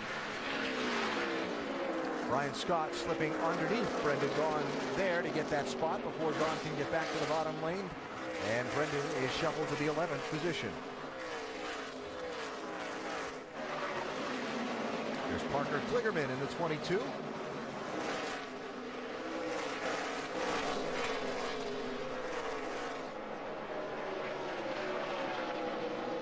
Young man's had a busy weekend himself. Raced in NASCAR's Camping World Truck Series race down in Charlotte on Friday night. Up here to practice and qualify and race Saturday and Sunday. And for second place, Allgaier 31, Sadler 2. I've said that quite a bit today. I have. Sadler actually still trying to figure out a way around this 31 car. And pretty fair to say, this has been the best performance we've seen from this 31 and Allgaier so far this season. His best finish this season is a pair of 7th place results. You think about Justin Allgaier and you don't think about no top 5 finishes. Well, maybe he can get one today. He's got a ways to go, though, to try and catch Stenhouse for the win. These three. Our Ram Race Rundown, catching up on what's happened in the first half of today's Nationwide Series event at Iowa. Opening laps, championship contenders, Stenhouse and Sadler, a little bump and bump. But everybody got away cleanly, and Stenhouse has been the dominator of the race so far. The guys that came in from Charlotte, Kurt Busch, Joe Nemechek. Well, Kurt has charged up through the field, all the way to 4th position now. Nemechek started at the back as well. He's running in 20th. He got caught a lap down earlier. A couple of people with right fronts have gone down. Danica Patrick, the most recent. You can see here going down into turn 3, fast part of the track, tire lets go. All you can do is hang on as a driver. Out for the day, though. And Ricky Stenhouse Jr. has done most of the leading in this one. Patrick is in the garage with Mike. Yeah, and obviously very disappointed, Danica Patrick. A melted beat is what I've been told by the Goodyear officials. What did you feel inside the race car right before that happened? Nothing. It just blew. So we were pretty tight the first run. That's why we dropped back, and then we fixed it. But I also had a brake vibration from low brake temp. So when they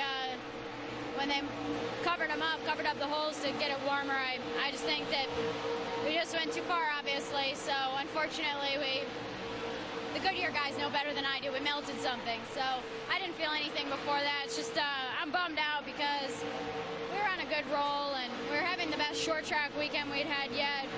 Best practice, best qualifying, and we came storming back after having to start at the tail end of the field and got right back up to the leaders or the lead lap cars, and would have been nice to make 1 or 2 more changes on that to go to the end, but these are the things that happen. You can't control it.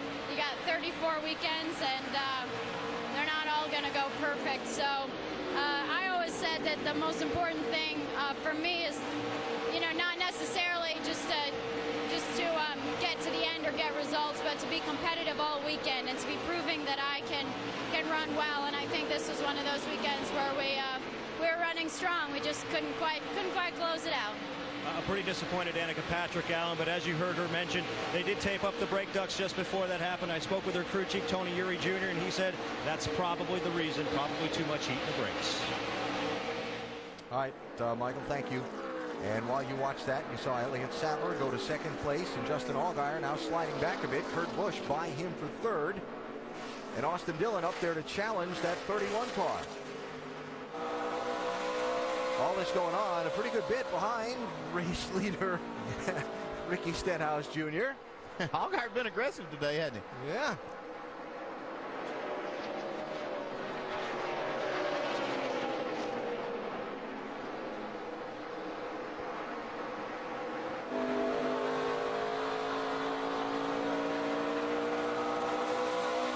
was Dillon that was racing with Allgaier earlier when he picked up that piece of plastic or whatever across the grill of his car.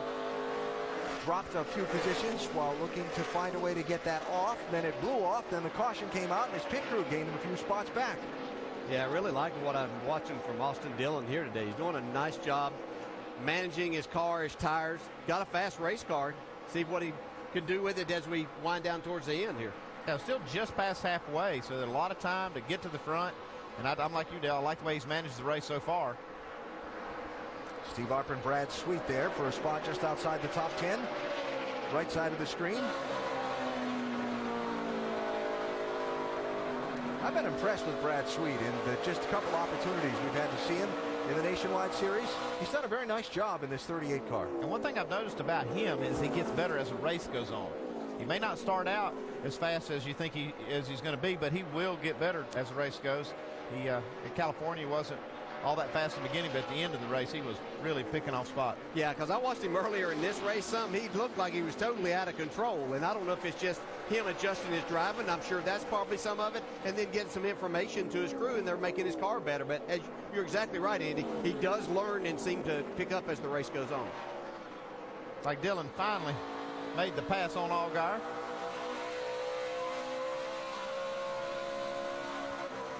Now see if he can set sail and track down Kurt Busch, who's next in line ahead of this 3 car.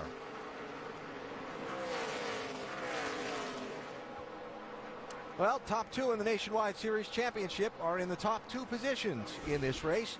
Elliott Sadler is second, but he's almost 4 seconds behind Ricky Stenhouse Jr., the race leader, trying to make it 3 wins in a row at the Iowa Speedway. He's got some time yet to go.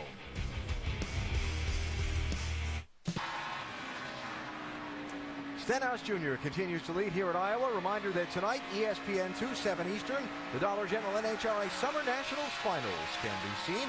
And next weekend, the NASCAR Nationwide Series on to Charlotte Motor Speedway for the History 300 coverage on ABC Saturday at 2:30 Eastern Time. Big auto racing weekend on ABC next weekend because the Nationwide race Saturday is followed by the Indianapolis 500.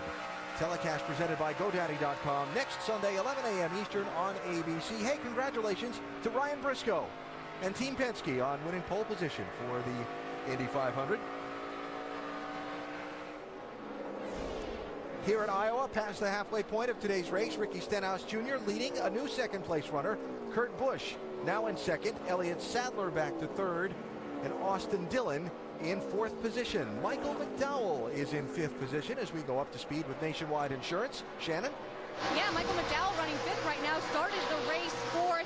He started the race and he was pretty tight, and they started adjusting on that car, and now it has gone, quote, wicked loose. He is trying to be easy on that right rear. He was one of the drivers who had some wear on the tires on an earlier pit stop. Dave?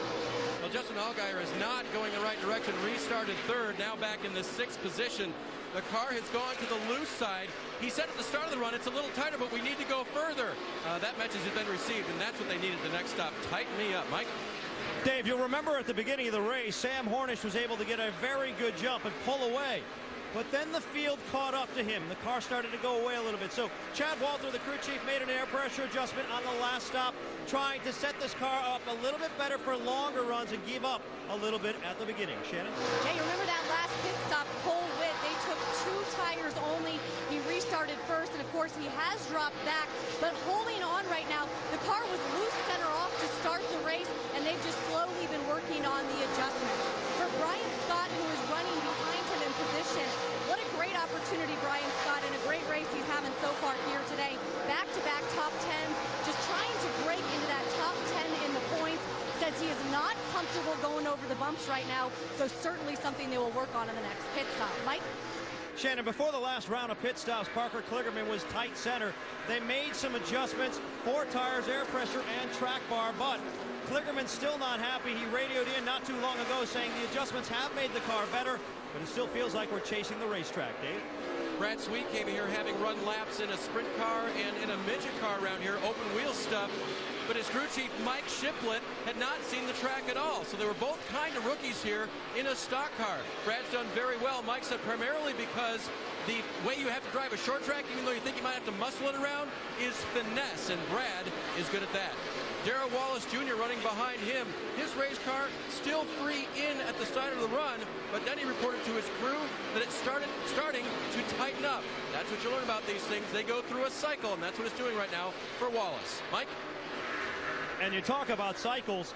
That's pretty much what's going on with Travis Pastrana as well. Before the last stop, he was tight center. Crew Chief Scott Zipadelli made a track bar adjustment, pushing it down, and put a spring rubber in the right rear. The car, well, it went from tight to loose. Alan? All right, Mike, thanks. 16 cars on the lead lap.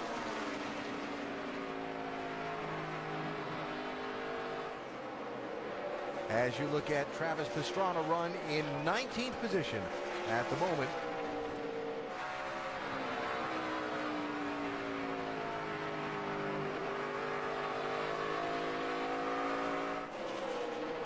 While up front, Ricky Stenhouse Jr. continues to hold the lead, but the man chasing him, Kurt Busch, with the exception of when he gets in and around some lap traffic, has been running some quicker lap times.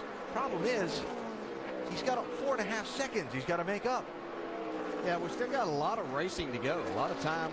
I think we'll probably see another caution before this over, which will close him right up and give him the opportunity. But the car is very fast. Looks good so far, Shannon. Yeah, Kurt Busch told his crew over the radio that right now he's just a little bit too free, too loose to hang and to keep up to that 6 car.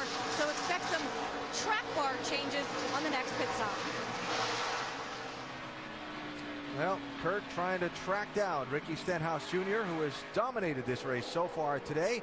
Lap traffic is a factor in some races for position, like this one. Michael McDowell, Austin Dillon for 4th spot there. Working the inside of Joe Nemechek in the 87.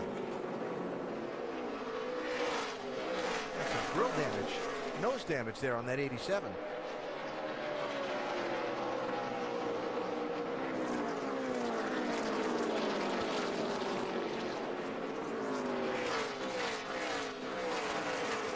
So 82 laps to go. We'll tell you that the last green run in both of last year's races, 22 and 25 laps respectively. So, DJ, we very well may see another caution flag soon.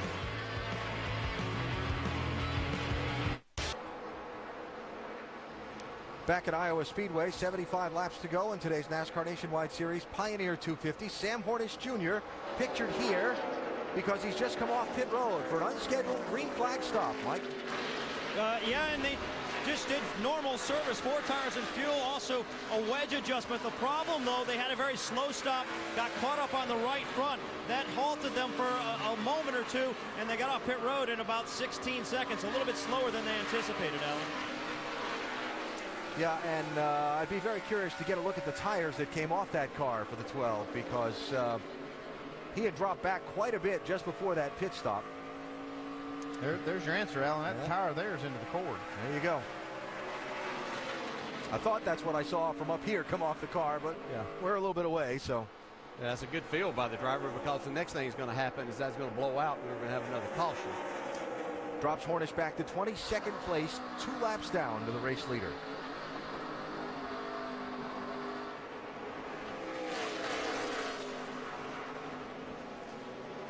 So seeing that up and down pit road, that'll give crew chief something to think about. Oh, let's say like Michael McDowell's team. I think we can short pit. Feel like the tires are course. We'll just wait to see what that 6 does. 10-4. We'll get you in as soon as we can. You just feel it out. Your lap times are smoking compared to the field. Yeah, I'd worry about that, though. I don't know if I'd want to try to stay out there as long as somebody else. I'd have him in. I think that might be a mistake to push it. The only thing is, this 18 car, his car doesn't give up on these longer runs as much as everyone else, unless they're seeing a real issue in what they've taken off, because he's moved his way all the way to that 3rd spot right now. 2 things I'll give you to follow up on. You guys take this wherever you want. First of all, if that's your driver telling you he feels like those tires might be cording, that would raise an alarm on top of, oh, got a car in trouble. Taylor Malsom. There's a right front. That was where I was going, is you also know we've had a long green run, and you're expecting somebody else to have a problem and bring out a caution. Yeah, but you don't want it to be your car. And that's too bad for Taylor Mawson. He had a good run going most of the day. He was up in the lead lap for most of the race. Another hard lick. Yeah, this one's on the exit of the corner, and as bad as it is going in, you're wide open in the throttle most of the time coming out of the corner. And when that tire blows, you're immediately into the wall. Taylor was running in 15th place, a lap down to the race leaders, and continues kind of a run of difficult luck that this team has had. They started the season off so well at Daytona, and the first few weeks of the season, and the last few, have been filled with bad luck for Malsum. We'll have to see if Kurt Busch now is able to make adjustments that are needed to his car to give Ricky Stenhouse any challenge at all, because we really don't see anybody else making those adjustments that can keep up and have the speed and the longevity put together to challenge him so far. Pit road closed because of where Malsum's car has come to rest, which is at the bottom side of turn number 2, where the cars will drive through when they exit after the pit stop. So NASCAR keeping the pit road closed for a moment. You see Taylor has climbed and walked from his car, which is certainly good news. The adjustment that Kurt Busch might have needed, just the caution flag to erase that 4-second gap to get him up there with a shot. Yeah, when I was looking at lap time wise, he's just about as good as Stenhouse, so this will erase that gap. Yeah, and he can go after him. But was Stenhouse giving it everything he has? Because he had him a nice little cushion there, not taking any chances with his tires. Stand by, we'll find out. I'm sure we'll see what all he's got here shortly. 33 car, Brendan Gaughan, first car a lap down. He'll get the free pass on the caution here. 12th place car. And the pit lane will be open this time. Big stop for the 54 team, Shannon. It sure is, and they have got to tighten this car up. Kurt Busch is calling for a track bar adjustment. You see that wrench in the back window. They're also going to make an air pressure adjustment on this 54 car. You see Michael McDowell in the 18 car, bottom left of your screen. He said, guys, we've got to get this car right for the final run, which means tighten it up. He believes he may have ported the tires. Mike. Ricky Stenhouse saying the car's loose in, loose off. They'll make a wedge adjustment, 4 tires, and a load of Sunoco race fuel on the 6. He's away, Dave. With the Sunoco fuel they're putting into Elliott Sadler, that will take him till the end of the race. He gives up 4th position for 4 tires. He says, my car is still tight, rolling the center and getting off of the corner. So they'll make an air pressure adjustment to try to help that. Stenhouse, Busch, and McDowell go by. It was close, but Stenhouse will hold the lead. But again, that 4+ second advantage Stenhouse had over Kurt Busch is now gone. Yeah, and the next thing that we'll see is which lane will Ricky Stenhouse choose on this restart, the inside or the outside. There's your order for the restart, 6:54. Nice job by the pit crew to hold the lead. Can Stenhouse hold the lead on the track after the restart? Still under caution here at Iowa Speedway. Reminder that National League Division leaders battle on baseball's biggest stage as the Dodgers look to keep rolling when they host the Cardinals tonight at 8, then tomorrow night at 7. It's the Braves in the thick of the NL East race, taking their show on the road to Cincinnati to face the Reds. Both games available on ESPN, ESPN3, and live on WatchESPN.com and the Watch ESPN app. Sunday Night Baseball presented by Taco Bell and Monday Night Baseball presented by USAA.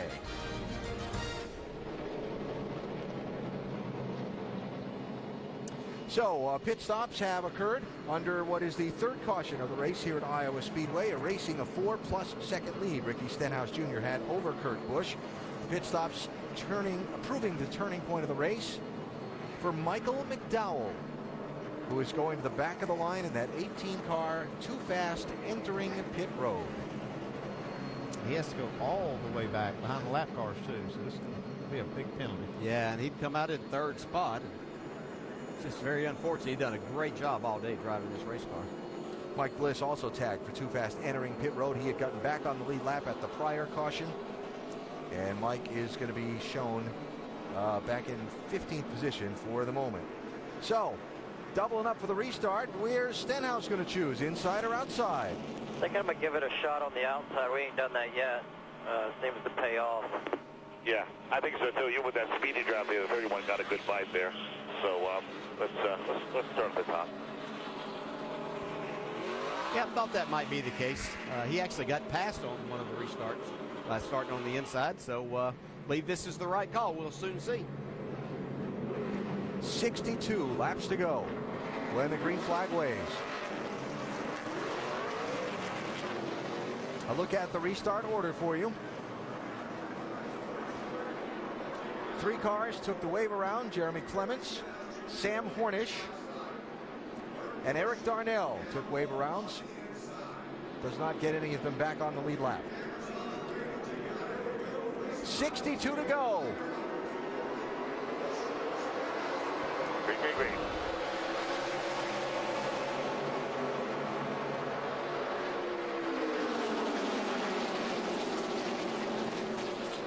Kurt Busch slides in front.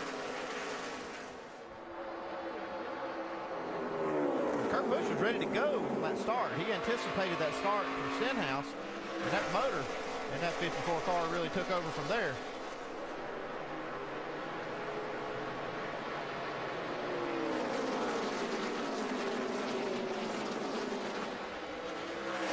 Stenhouse not going to have much of that for long, though. That's what I was thinking. How about Sadler with a little look at 3 wide? And I think Ricky Stenhouse spotter hollered that there might be a car looking inside of him. He backed out of the gas a little bit. Coming back to the inside once again. Kurt Busch got real loose way on up the high track. side. Now he's got to fight for third. Yeah, Kurt drove it in really hard and hit one of those bumps and got really pretty sideways.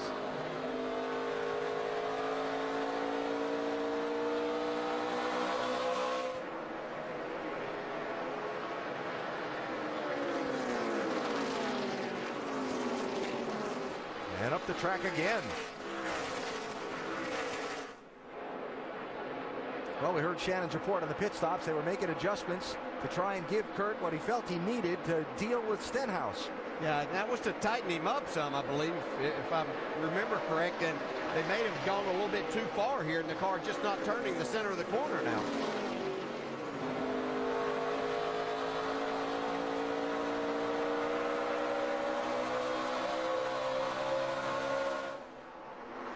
They are 4 wide at times in this group on the right side of the picture. Darrell Wallace in the 12 is in the 20 rather is in 10th place. Sam Hornish is trying to get himself in position for the free pass. He's the first car a lap down. The guy he's racing to stay the first car a lap down is the 43 of Michael Annett and the 30 of Steve Arpin. I'm trying to watch that battle, but watch this battle with Austin Dillon, Justin Allgaier, and Kurt Busch. Got racing all over this track.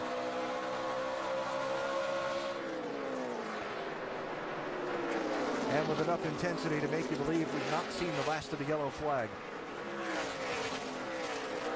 Yeah, Kurt Busch was able to finally settle down a little bit and get his car right, and he's got the 3rd spot, but he's put himself almost 2.5 seconds behind Ricky Stenhouse Jr. now. That could be an issue in trying to make up that if we don't have another caution.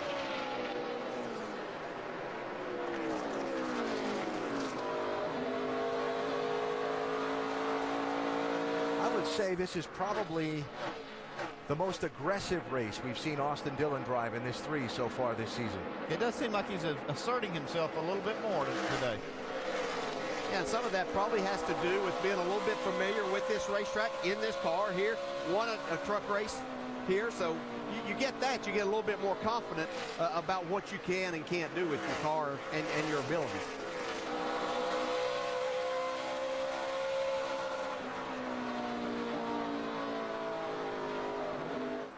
Ooh, little bobble there, 31. I've seen that a lot today. Yeah. He's done a great job of holding over this car.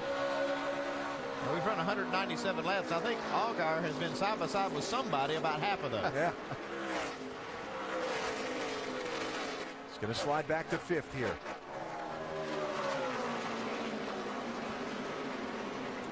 Austin Dillon up to 4th. Kurt Busch is 3rd. Elliott Sadler is 2nd. But he's behind the man who's dominated this race so far, Ricky Stenhouse Jr. Stenhouse won 2 races here last year, led a combined 66 laps in the 2 wins. He's led 157 in this one race today.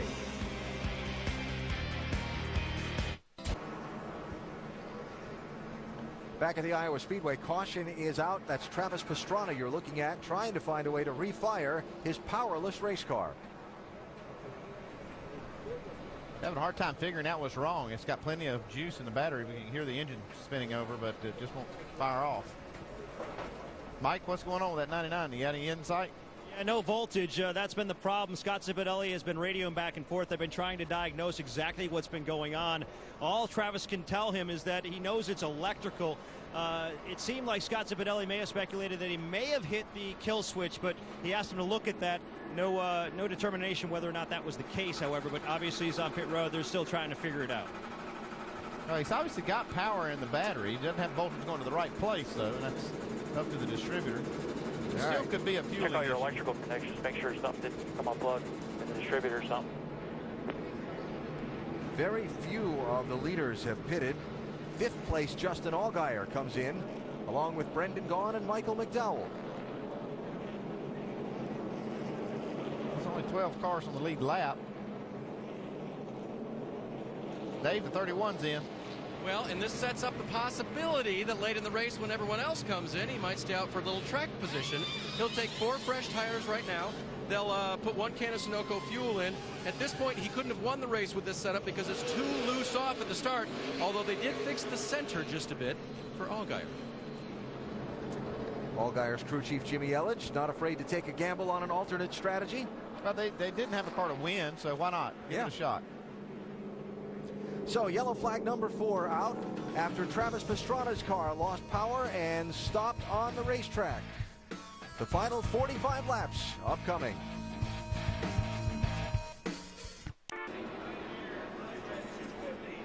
Ready for the restart at Iowa. That'll come with 43 laps to go. Ricky Stenhouse Jr. has chosen the inside lane.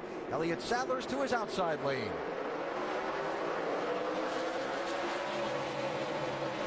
Stenhouse spinning the tires trying to get going. Kurt Busch trying to take advantage of that. 3 wide.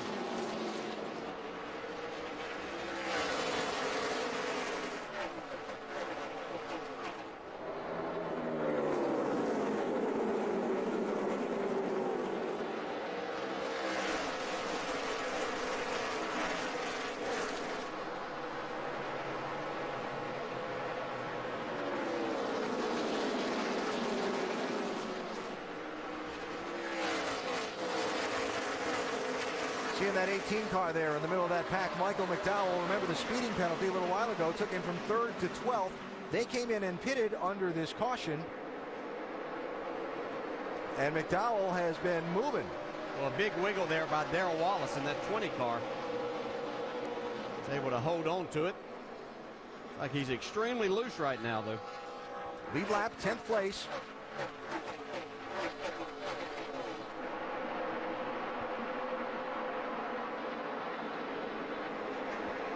Giving that spot up to Brendan Gaughan, 33, also on the lead lap. 43, Michael Annette's the first car 1 lap down. There's McDowell inside of Brad Sweet. That's for 7th and 8th places. And now the 22 of Kligerman is in 6th. Remember, fresher tires on the 18 and the 31. Yeah, this could possibly pay off big dividends for Michael McDowell. He's able to rebound from that speeding penalty. He's got fresher tires than these guys in front of him. See how that works out. His car's been really good on long runs. Allgaier gave up the 5th spot to come get tires. He's back up to 8th place now.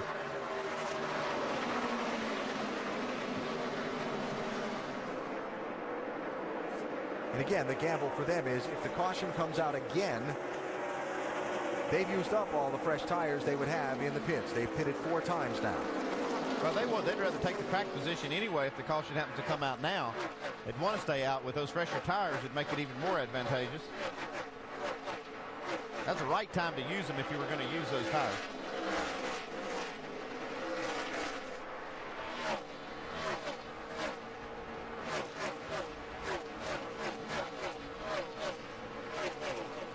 I'm watching here as we go back up front. Elliott Sadler, you can see him on the bottom there in 1 and 2, but he's been using a higher line down here in 3 and 4, and he's been able to catch Kurt Busch. He gets a nice run off the corner. Going to get right to his bumper. Second place here. By the way, Travis Pastrana's car went to the garage. They were not able to get the 99 refired. New second place runner. For the minute. Well, hang on. Yeah, Sadler tried to make that. It drove into turn 3 a little bit hard, and the bottom hasn't been where he was running. Comes back on the high side here, and probably went out will make the pass, especially as they get off of turn 4.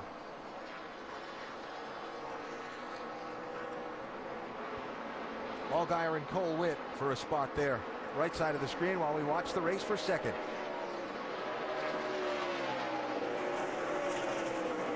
And Cole Witt in this 88 made a nice rebound. They tried that two-tire experiment earlier. Got the lead, but boy, it didn't work. He went back in a hurry. We're talking about Michael McDowell. He's been the fastest car on the track the last couple of laps. He's beaten the leader by about a 1/10 of a second. Well, let's talk about that leader for a second. Ricky Stenhouse Jr. Think about it. They've had some challenges during the course of the day, right? They had the one set of pit stops where they got shuffled back to about third or fourth. He went 3 wide and worked his way back to the front quickly. He had the challenge from Elliott Sadler a couple times on a restart. Challenged by Kurt Busch on a restart. Has given up the lead a couple of times, but only briefly. They have just kept pushing back to the front. That car is just so fast. It doesn't matter what challenge they keep throwing in front of him, he can overcome it. Yeah, we heard him talk earlier about that even though they won the 2 races here last year, they didn't dominate. Well, they made up for that today. We'll see if he can carry this domination to victory lane. And remember, that 6 car was scraped up in practice yesterday morning. They had to rebuild the right side. It's just fine so far, thank you. And Stenhouse has opened up a 1.7 second lead on second place Elliott Sadler. With 31 laps to go, trying for 3 straight at the Iowa Speedway in the Nationwide Series. NASCAR Nationwide Series at Iowa is brought to you by Carfax. Just say, "Show me the Carfax." Ask your dealer or go to Carfax.com. And Touch of Gray. Get the best of both worlds. We are in Newton, Iowa today at the Iowa Speedway, where Ricky Stenhouse Jr. has dominated this NASCAR Nationwide Series race. That makes it sound easier than it's been. He's had to work very hard to fend off challenges on several occasions. But as the long runs, or as the runs get long, that's the end result you see. It is the 6 moving away from whoever's in second place. Impressive recovery from Michael McDowell in the 18. Yeah, he's done a really nice job of battling back here. They decided to make a pit stop under that last caution, getting fresh tires on there, and he's battled his way back up to 4th. Make a big difference, too. I've looked at this monitor of about, I would say the last 10 laps, he's had 8 of them as the fastest car on the track. Remember, McDowell had the pit road speeding penalty back at lap 183, went from 3rd to 12th at the time. That's the hole he's trying to dig back out of. Travis Pastrana has just returned to the race. 22 laps down in 27th spot. What was the diagnosis, Mike? Yeah, as we mentioned when he first pulled down pit road, he thought it was an electrical problem. Scott Cipollone checked just about everything he could. They pulled it into the garage and they diagnosed it as a broken fuel line. They've obviously remedied that and returned to the racetrack. Well, Travis was saying from behind the wheel it wasn't getting fuel. Yeah, and every time I thought it was electrical, it was fuel related, and every time it was I thought it was fuel, it was electrical. So yeah. That's not just a rookie there that couldn't tell exactly what it was. That's hard to diagnose inside the car. Hey, it's hard to diagnose outside the car too. Yeah. Well, he's back out there getting a little more experience. He's done a nice job today. He really has, yeah. Yeah, he's run well. So making some passes, making competitive passes, and did well until he had that issue.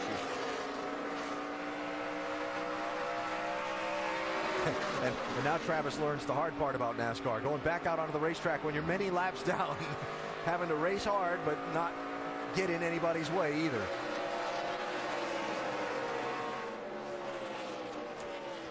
Ricky Stenhouse Jr. has raced hard today, and most of it's been out in front in the lead. Check that out.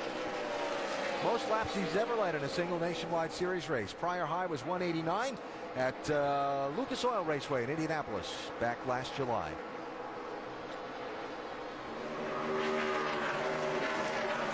Here we are again with Stenhouse and Sadler. Yeah, we've said their names together a lot this Nationwide Series season so far. But they are the two top contenders for the championship, each having scored 2 wins already this season, this young season. And you look at the momentum swing where the championship is concerned over the last half dozen races. Sadler had the 25-point lead after Bristol. Now it's Stenhouse Jr. with a 23-point lead after Darlington. And you can think back, Sadler, the restart incident at Darlington last Friday that cost him a chunk of ground. For Stenhouse, he was one of those guys in that last corner crash at Daytona when he was going to finish 3rd, 4th in the Daytona race and never made it back to the finish line and finished 19th. Yeah, it's really Stenhouse's the only hiccup of the entire season.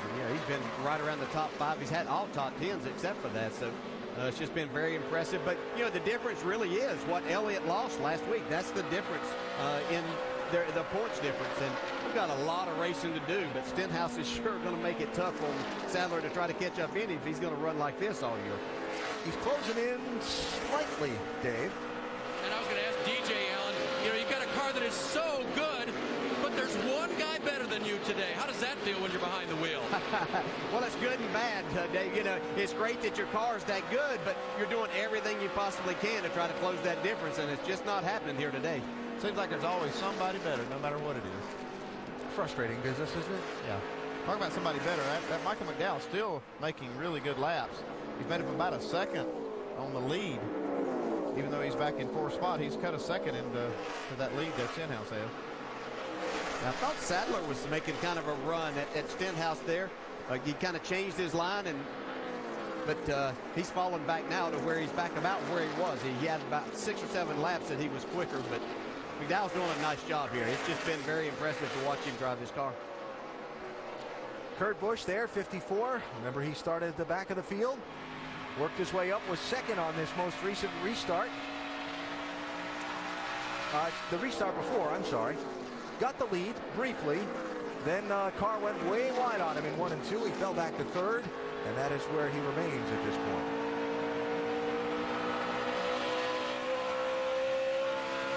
But still, back to the front for Kurt Busch. For never having raced at this track before. He'd run a test session here a few years ago when NASCAR was preparing to switch to the car of tomorrow in the Sprint Cup Series. But he'd never run a race here before. He's got a lot of talent, so he learns pretty quickly. But it took a lot for him to make the effort to get here yesterday, get in as many laps as he could before he had to get back to Charlotte. There wasn't a lot of practice time here yesterday, but he learned a lot, and he's had to learn throughout this entire day. He's done a nice job.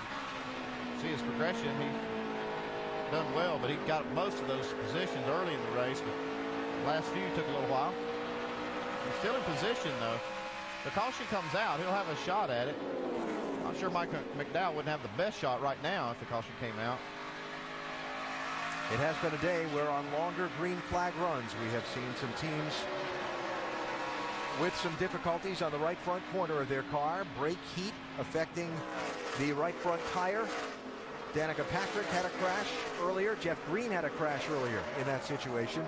Taylor Lawson, too, hit the wall really hard. Yep. And I've seen Stenhouse catch some traffic in not the best areas that has slowed him down a little bit, and this lead has been cut down to 1.2 seconds now.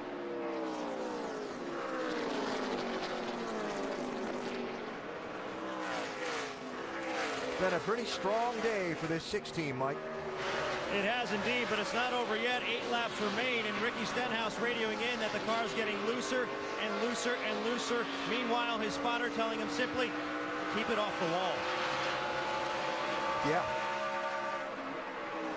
Well, the only problem that he could have is if he's run that right rear tire completely off of it. When that thing goes, it can really go in a hurry, and you can start losing 3 4/10 a lap.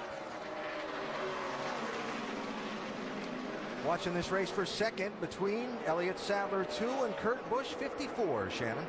Kurt Busch just radioed into his crew and he said the engine is starting to lay down. Maybe you guys can tell us what's going on in there. Well, it looks like he's running pretty good to me. I don't know. He might be feeling something in there. It tells him that it is, but it's still pretty competitive. You can see he's losing a little ground on the straightaway, though, to Elliott. That would be a shame if he doesn't get to the checkers. You know, he looks in his mirror, he's going to see the 18 car coming at him pretty fast, too. The team has done a nice job in this race today. 5 laps to go.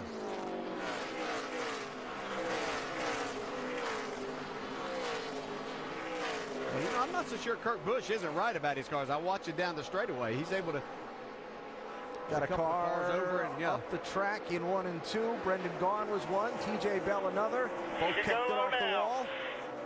And we stay green. I'm going to the garage. That was T.J. Bell's voice.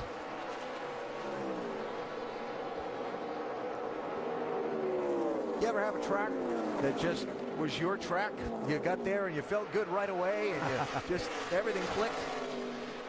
It was always fun whenever you had places that you really look forward to going and racing on. And obviously Ricky Stenhouse wishes there were more than 2 races here a year. Stenhouse putting a lap on Joe Nemechek in the 87, winning both of last year's races at this Iowa Speedway. Remember the race last August? He was leading coming off turn 4 when the engine let go in that 6 car. Carl Edwards came roaring up on him and couldn't see from the oil spray and ran into him instead of around him and pushed Stenhouse across the finish line for the win. Well, it's less than a second lead. As you can see, Elliott Sadler's close in even more now. And we are coming to the white this time. A little too late, though, to make a big charge. You got to get it to the checkered flag, though. Here it is, final lap. One more time around for Stenhouse. Oh, there's trouble in turn 1. Michael McDowell and Kurt Busch have tangled. Come on, Stan. Come on. What a power slide by Kurt Busch. I'm telling you, that was a big save. No trouble for Ricky Stenhouse Jr. for the 3rd race in a row at the Iowa Speedway. Stenhouse to the checkered flag first. Way to go, guys. Way to go. Awesome job, man. Proud.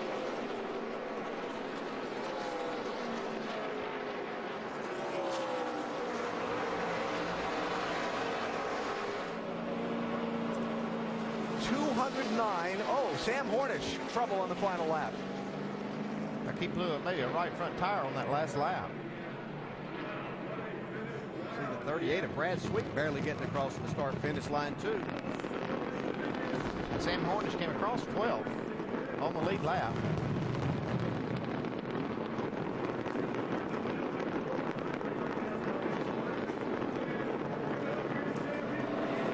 Well, what a drive. What a performance. I walked into the garage area yesterday, and the right side of this car was white as the team was finishing rebuilding the right side after the contact with the wall they had in the morning practice. Not only did they put it back together, they re-decaled it and put it into perfect condition to dominate this race. Pretty big effort by Team 6, Mike. I would say you mentioned all the work they had to do after pancaking the right side in practice. Lots of work. It certainly paid off this afternoon. When you think back to the first time you came to this racetrack with Ricky, how much has this team come? How far have they come in terms of their ability and their performance here? Man, it's just been an unbelievable run here, especially here at Iowa. You know, it's been a great place for us. It was pretty tough here a couple years ago. We went through a lot of cars, and the last 3 times to come here and the talent level the kids bring into us is unbelievable. And we couldn't do it without our sponsors and Ford and all the guys back in the shop, Robbie and Wayne Gaudette. And they're building us great race cars. Got great horsepower from Doug and the Roush Yates horsepower and Cargill beef, man. We're going to have some steaks tonight for sure. A big celebration in the 6 camp tonight for sure. As you mentioned, Alan, lots of work on the 6 car earlier in the weekend, but they never got flustered. Always poised and back in victory lane. And this full grandstand at Iowa Speedway saluting the race winner as he celebrates. Ricky Stenhouse Jr. with another Iowa Speedway win. Now, let's clean up some details from the final lap, shall we? Got kind of crazy. Kurt Busch and Michael McDowell racing for 3rd spot down into turn number 1. McDowell in the 18. Yeah, Michael got him pretty good, but look at this save. This is incredible. It was unbelievable by Kurt Busch to hang on there, come back and still finish 5th.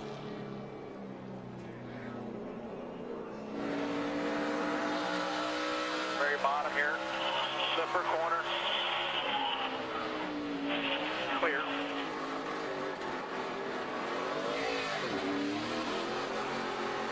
Come on. Stay in it. Come on inside here. Inside. The room behind the 3. Coming to the checker here. Come on.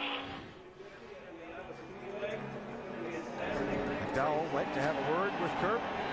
Yeah, I'm not sure Kurt didn't have a little issue getting down in the corner. I could hear it from that onboard. It almost sounded like he was wheel hopping the rear tires or something, driving in the corner a little bit too deep. No, maybe that's what happened. Kurt finished 5th. McDowell finished 3rd. Let's hear from some of the top finishers before Stenhouse gets to victory lane. Shannon? Well, let's check in with that top 5 finisher, Kurt Busch. I think one word we can use to explain your race is eventful. Obviously, starting in the back, you led for a bit, and then what happened on that last lap? Yeah, we had a lot of fun today. I mean, just racing hard, and Stenhouse, man, he did a good job today. The kid's getting really good, and, you know, with Elliott Sadler, those two are really mastering these cars well, and for us, that's a big step to be in contention with this Monster Energy car. You know, we started off the season not anywhere close, so it's great to sniff the lead, be close to it, and just missing just a couple little components. And then at the end, my weak spot was turn 1, loose getting in there all day, and McDowell got down in there.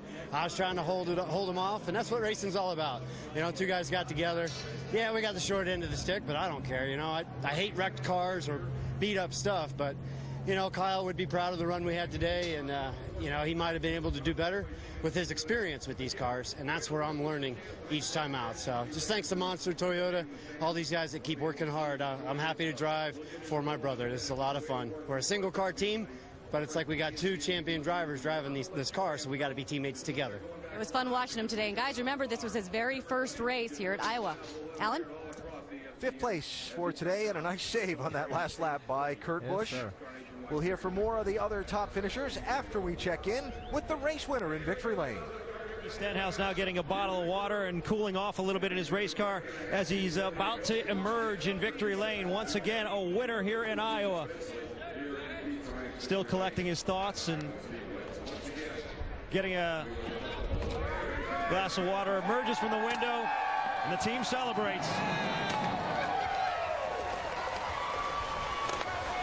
Ricky Stenhouse congratulating his team, taking the congratulatory high fives all the way around, and once again back in victory lane here in Iowa. We've described it as a dominant run today. How would you describe it? That was dominant right there, man. This Cargill Beef Mustang, these guys work so hard in the shop, making these things as light as we can, as best we can, and they've done a great job. Glad we had enough Valvoline next gen oil in this thing, man. This thing was running hot there. The rubber was getting on the grill, so it was slowing us down a little bit with the temperature. But all in all, great day. 3 in a row here at Iowa. You know, I can't believe we got 2 in a row and now 3. So it's a great day. Got to thank Noss, Cargill, man. They've stepped up this year and really done a lot for us. Nationwide Insurance, Oakley, Simpson. Just man, this one was fun. I like dominating those races. Congratulations. Thank you. With the victory, Allen, he stretches out his championship lead. 3rd win of the season for Ricky Stenhouse Jr. What about the event? 3 straight at Iowa, 5th career win overall, and equaled the track record for most laps led in a nationwide series race today. 209 laps he led. Kyle Busch also did that in July of 2010. Stenhouse Jr., the winner. More post-race interviews coming up from the Iowa Speedway. Ricky Stenhouse Jr. has been the man at Iowa Speedway for the last now 3 straight races. Got his first career nationwide series win in this event a year ago. Came back last August, had that crazy finish with Carl Edwards getting driven across the finish line after the engine let go leading off turn 4. And then today, dominant. 209 of 250 laps paced by that Roush Fenway Racing Ford Mustang, and it's Ricky Stenhouse Jr. celebrating in Iowa Speedway's victory lane again. His rival for the nationwide championship, Elliott Sadler. He had a good finish, Shannon, but second. Alan, I'm here with Elliott Sadler, Austin Dillon. First, we'll get to Elliott. I know that you wanted to be on the top of that pylon a bit ahead of the 6, but is this what you guys needed to rebound after last week? Yeah, I mean, well, last week was definitely tough, but I'm so proud of my team to come back and sit on the pole. My car was really tight at the beginning of the race. We kept working on it and made it better, and the One Main Financial car was pretty decent there at the end. That last caution just killed us when the 99 decided for some reason to park on the back stretch. Just really killed us. We were starting to run in the 6 a little bit. Then that last restart, we had to battle with the 54 and all that, and we used up a lot of our tires. But good second-place finish. We did lose some points today, but hopefully we'll gain some momentum heading home to Charlotte for next week. All right, see you next week, Elliott. And we'll head over here. Another solid finish for you guys, strong run. Just walk me through your day. Yeah, it was up and down. You know, we had a really good car when the sun came out, and got up to second there and had to lift because we had a hot dog wrapper or something on the front end that just killed our momentum. The caution came out. We ended up 5th right there. So it was hard to we were faster than some cars, and it was hard to get past here. I don't know if the tire or whatever, it would grain up, and you couldn't run that top really well in 1 and 2. So we got the car better. The Avocare Chevrolet was really good in the middle of the run, just a little bit here and there. Obviously, Ricky and the guys got it figured out. We got to catch them by the end of the year. But I want to thank Nationwide Insurance, Tag Heuer Eyewear for everything to do, and American Ethanol. See you next week, Austin. Thank you. Guys? Austin Dillon finished in 4th position today. We checked the Nationwide Series championship standings after the conclusion of race number 10 of the season. And a little gain for Stenhouse over Sadler. It was 23 starting the day. It's 28 now. On to the Charlotte Motor Speedway next Saturday for 300 tough miles, and more post-race coverage from Iowa today still to come.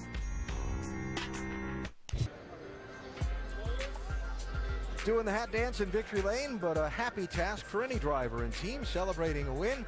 Today it's Ricky Stenhouse Jr. in Iowa Speedway's victory lane, and we look at the final results of today's Pioneer 250. Stenhouse and Sadler top 2. Career best for Michael McDowell, equaling his career best in the Nationwide Series. Yeah, did a nice job battling back from that speeding penalty on pit road to have a solid day.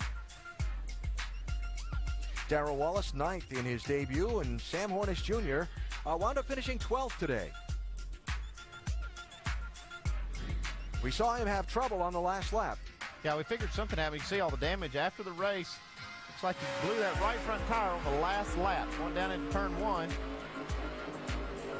He's trying to make it back under the white flag. Hard lick. Now, he can't quit racing. He's trying to get back to the start-finish line. He makes it back around 12. Yeah, hard lick. Dave is with Sam Hornish. Checking in with Team Penske, first with Sam Hornish, whose car came in here not in good shape, officially or unofficially finishing 12th. What was going on at the end there, Sam? I don't know. We had something going on with the front of our car, and it just kept getting shorter and shorter runs on our tires before they started to cord. And that last one, I mean, it just blew out in the middle of 1 and 2 on the last lap, which to come from 2 laps down and to be able to get up to 8th, we were going to take that as a tough day and move on. But I guess we came home 12th, so not as bad as it could have been, but we definitely wanted more out of the Detroit Genuine Parts Dodge Challenger. Another interesting finish for Sam. Parker Kligerman, a top 10, 8th place, but not a winning car today. Parker, where was it? Well, we were probably about a 6th place car. If we really could have gotten there track position wise, we were definitely at that point. You know, the first run we struggled being pretty tight. We ended up cording the right front, which was thankfully didn't blow, obviously. And then, you know, we just fought all day of our discount tire Dodge Challenger, and Jeremy Bolins and the crew did a good job of making the right adjustments to loosen us up. We just couldn't get ahead of the track, and I don't think any of us anticipated really getting that tight. So we fought well today. We had a clean car at the end of the race, and you know, got a solid finish out of it. Really would have hoped to be a little better because 8th is only my best finish in Nationwide so far. So we would like to improve on that, but hopefully we get a couple more chances this year to do this again and maybe fight a little bit higher up in the order. Good run for Parker Kligerman, and tough luck for Sam Hornish Jr. at the end of the day today here in Iowa. And from here, it's on to a very difficult stretch of races for the NASCAR Nationwide Series. Charlotte, Dover, Michigan, Road America, Kentucky. A lot of high-speed racetracks and challenging tracks in there. Join us at the race, NASCAR.com/tickets, or the phone number at the bottom of the screen. Lots of post-race interviews to be done for the winner, Ricky Stenhouse Jr. today, and lots more motorsports to be seen on the ESPN networks, including the Dollar General NHRA Summer Nationals tonight at 7 Eastern on ESPN2 for the Straightliners. Then next weekend, big doubleheader on ABC. Saturday, these Nationwide Series drivers and cars in the History 300 at Charlotte, 2:30 Eastern on ABC. And next Sunday, the Indianapolis 500. Telecast presented by GoDaddy.com, 11 a.m. Eastern Time next Sunday on ABC. Third place finisher today was Michael McDowell, Shannon. Well, a speeding penalty, but yet you rebound and you get a top 3 finish. What went through your mind when you had the speeding penalty? And then just tell me what happened with Kurt there. Yeah, I just made a mistake getting on the pit road, just tried to close the gap too much, and hate it for everyone on the Pizza Ranch 18 Toyota Camry. We had a really fast car. I think we could have contended with Ricky there. Had to go to the tail end of a long line and come back through, but, I'm just so blessed to have an opportunity to drive for Joe Gibbs. It's nothing short of miraculous, and, I just got to get every race I can and try to get as much as I can. And what'd you say to Kurt? I thought I had a fender in there. I haven't seen the replay, and he said, yeah, you're in there. I was trying to shut the door, and he said it was good racing, and, I didn't want to dump somebody on the last lap there, but I came in third when I got the speed penalty. I was going to get back to it one way or another. Thanks, Michael. Great finish. Yeah. Not a bad Nationwide Series debut for Darrell Wallace Jr., a top 10 finish in your first time out. How would you assess the day? Great day for us. Great day for me, the team, Dollar General, Shore Lodge, Coca-Cola, Toyota, everybody at the shop. They were all on the radio saying good job, everybody. It was great. We executed pit stops well. That was my biggest worry, was pit stops. And the first one was, I slacked on a little bit, but then we got back at it, and then it was really great. So just a lot of mistakes I made out there on the track. And then like what?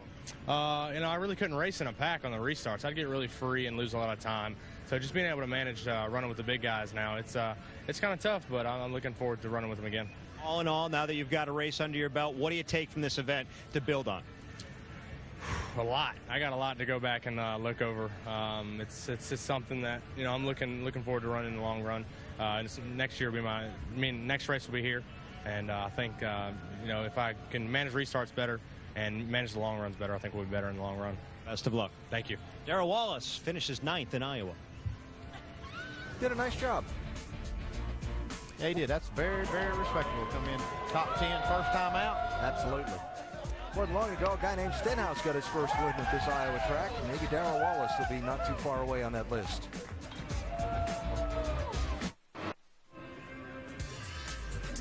Fans filing out. Post-race duties continue for the race winner Ricky Stenhouse Jr. Today at the Iowa Speedway, Mike Massaro is with Travis Pastrana. Yeah, and a broken fuel line relegated Travis to a 26th place finish. Obviously not the result you were looking for, but now you've got a few nationwide starts under your belt. Do you feel like you're getting a bit of a rhythm? Oh, definitely. Qualifying was a lot better. It was 10 better than our best qualifying before starting 15th. We're going to go do some tests. I like to drive the car a little bit loose, and we were tight the last 2 races, so we got a lot to learn, but I think we can get there. All right, well, good run. We wish you best of luck in your next outing. Dave Burns? Justin Allgaier comes home 6th today, and I kind of had your car on either side of tight and loose. What were you fighting most? Yes, all of the above. We struggled to keep up with the adjustments for whatever reason. Brent Chevy was really, really good. Long run, but short run, we just didn't seem to have the speed we wanted. But all in all, I think we had great pit stops all day. The crew did an awesome job. And how about that race? We got to figure out how to beat Ricky, though. I don't know. He's doing a great job, so congrats to Ricky and his whole team. But just got to thank, Brant and Nationwide Insurance and everybody that's a part of this deal. Because the fans here in Iowa, they come out in droves. It's one of the best races we come to. So thank the fans for coming out, because every time we come to Iowa, we're always pumped up. So hopefully we can come back and beat Ricky the next time. Solid run for Justin today. Allgaier with a 6th place effort today, and some final thoughts on what you watched at Iowa Speedway today. Stenhouse was impressive. Once again, impressive. This was obviously the most impressive of the 3 victories that he's had here, but a great race all in all. We saw a lot of battling, and when Rusty Wallace built this place, that's what he had in mind, a lot of side-by-side racing. Yeah, he did, but it's going to put some teams to work. There's a lot of teams down there that need to figure out what this 6th team's doing and try to catch up when they come back here for the next one. Stenhouse led 209 of the 250 laps today, was challenged quite hard by both Elliott Sadler and Kurt Busch, but in the end managed to hold on for the win and score his 3rd straight victory at this racetrack and extend his lead in the NASCAR Nationwide Series Championship. And an impressive full house today at the Iowa Speedway. Once again, the grandstand's full. Congratulations to the track on that. So next week, it's on to Charlotte for the NASCAR Nationwide Series, the History 300, 2:30 Eastern on ABC, and Sports Center is next. This has been a presentation of ESPN, the worldwide leader in sports. So long from Iowa.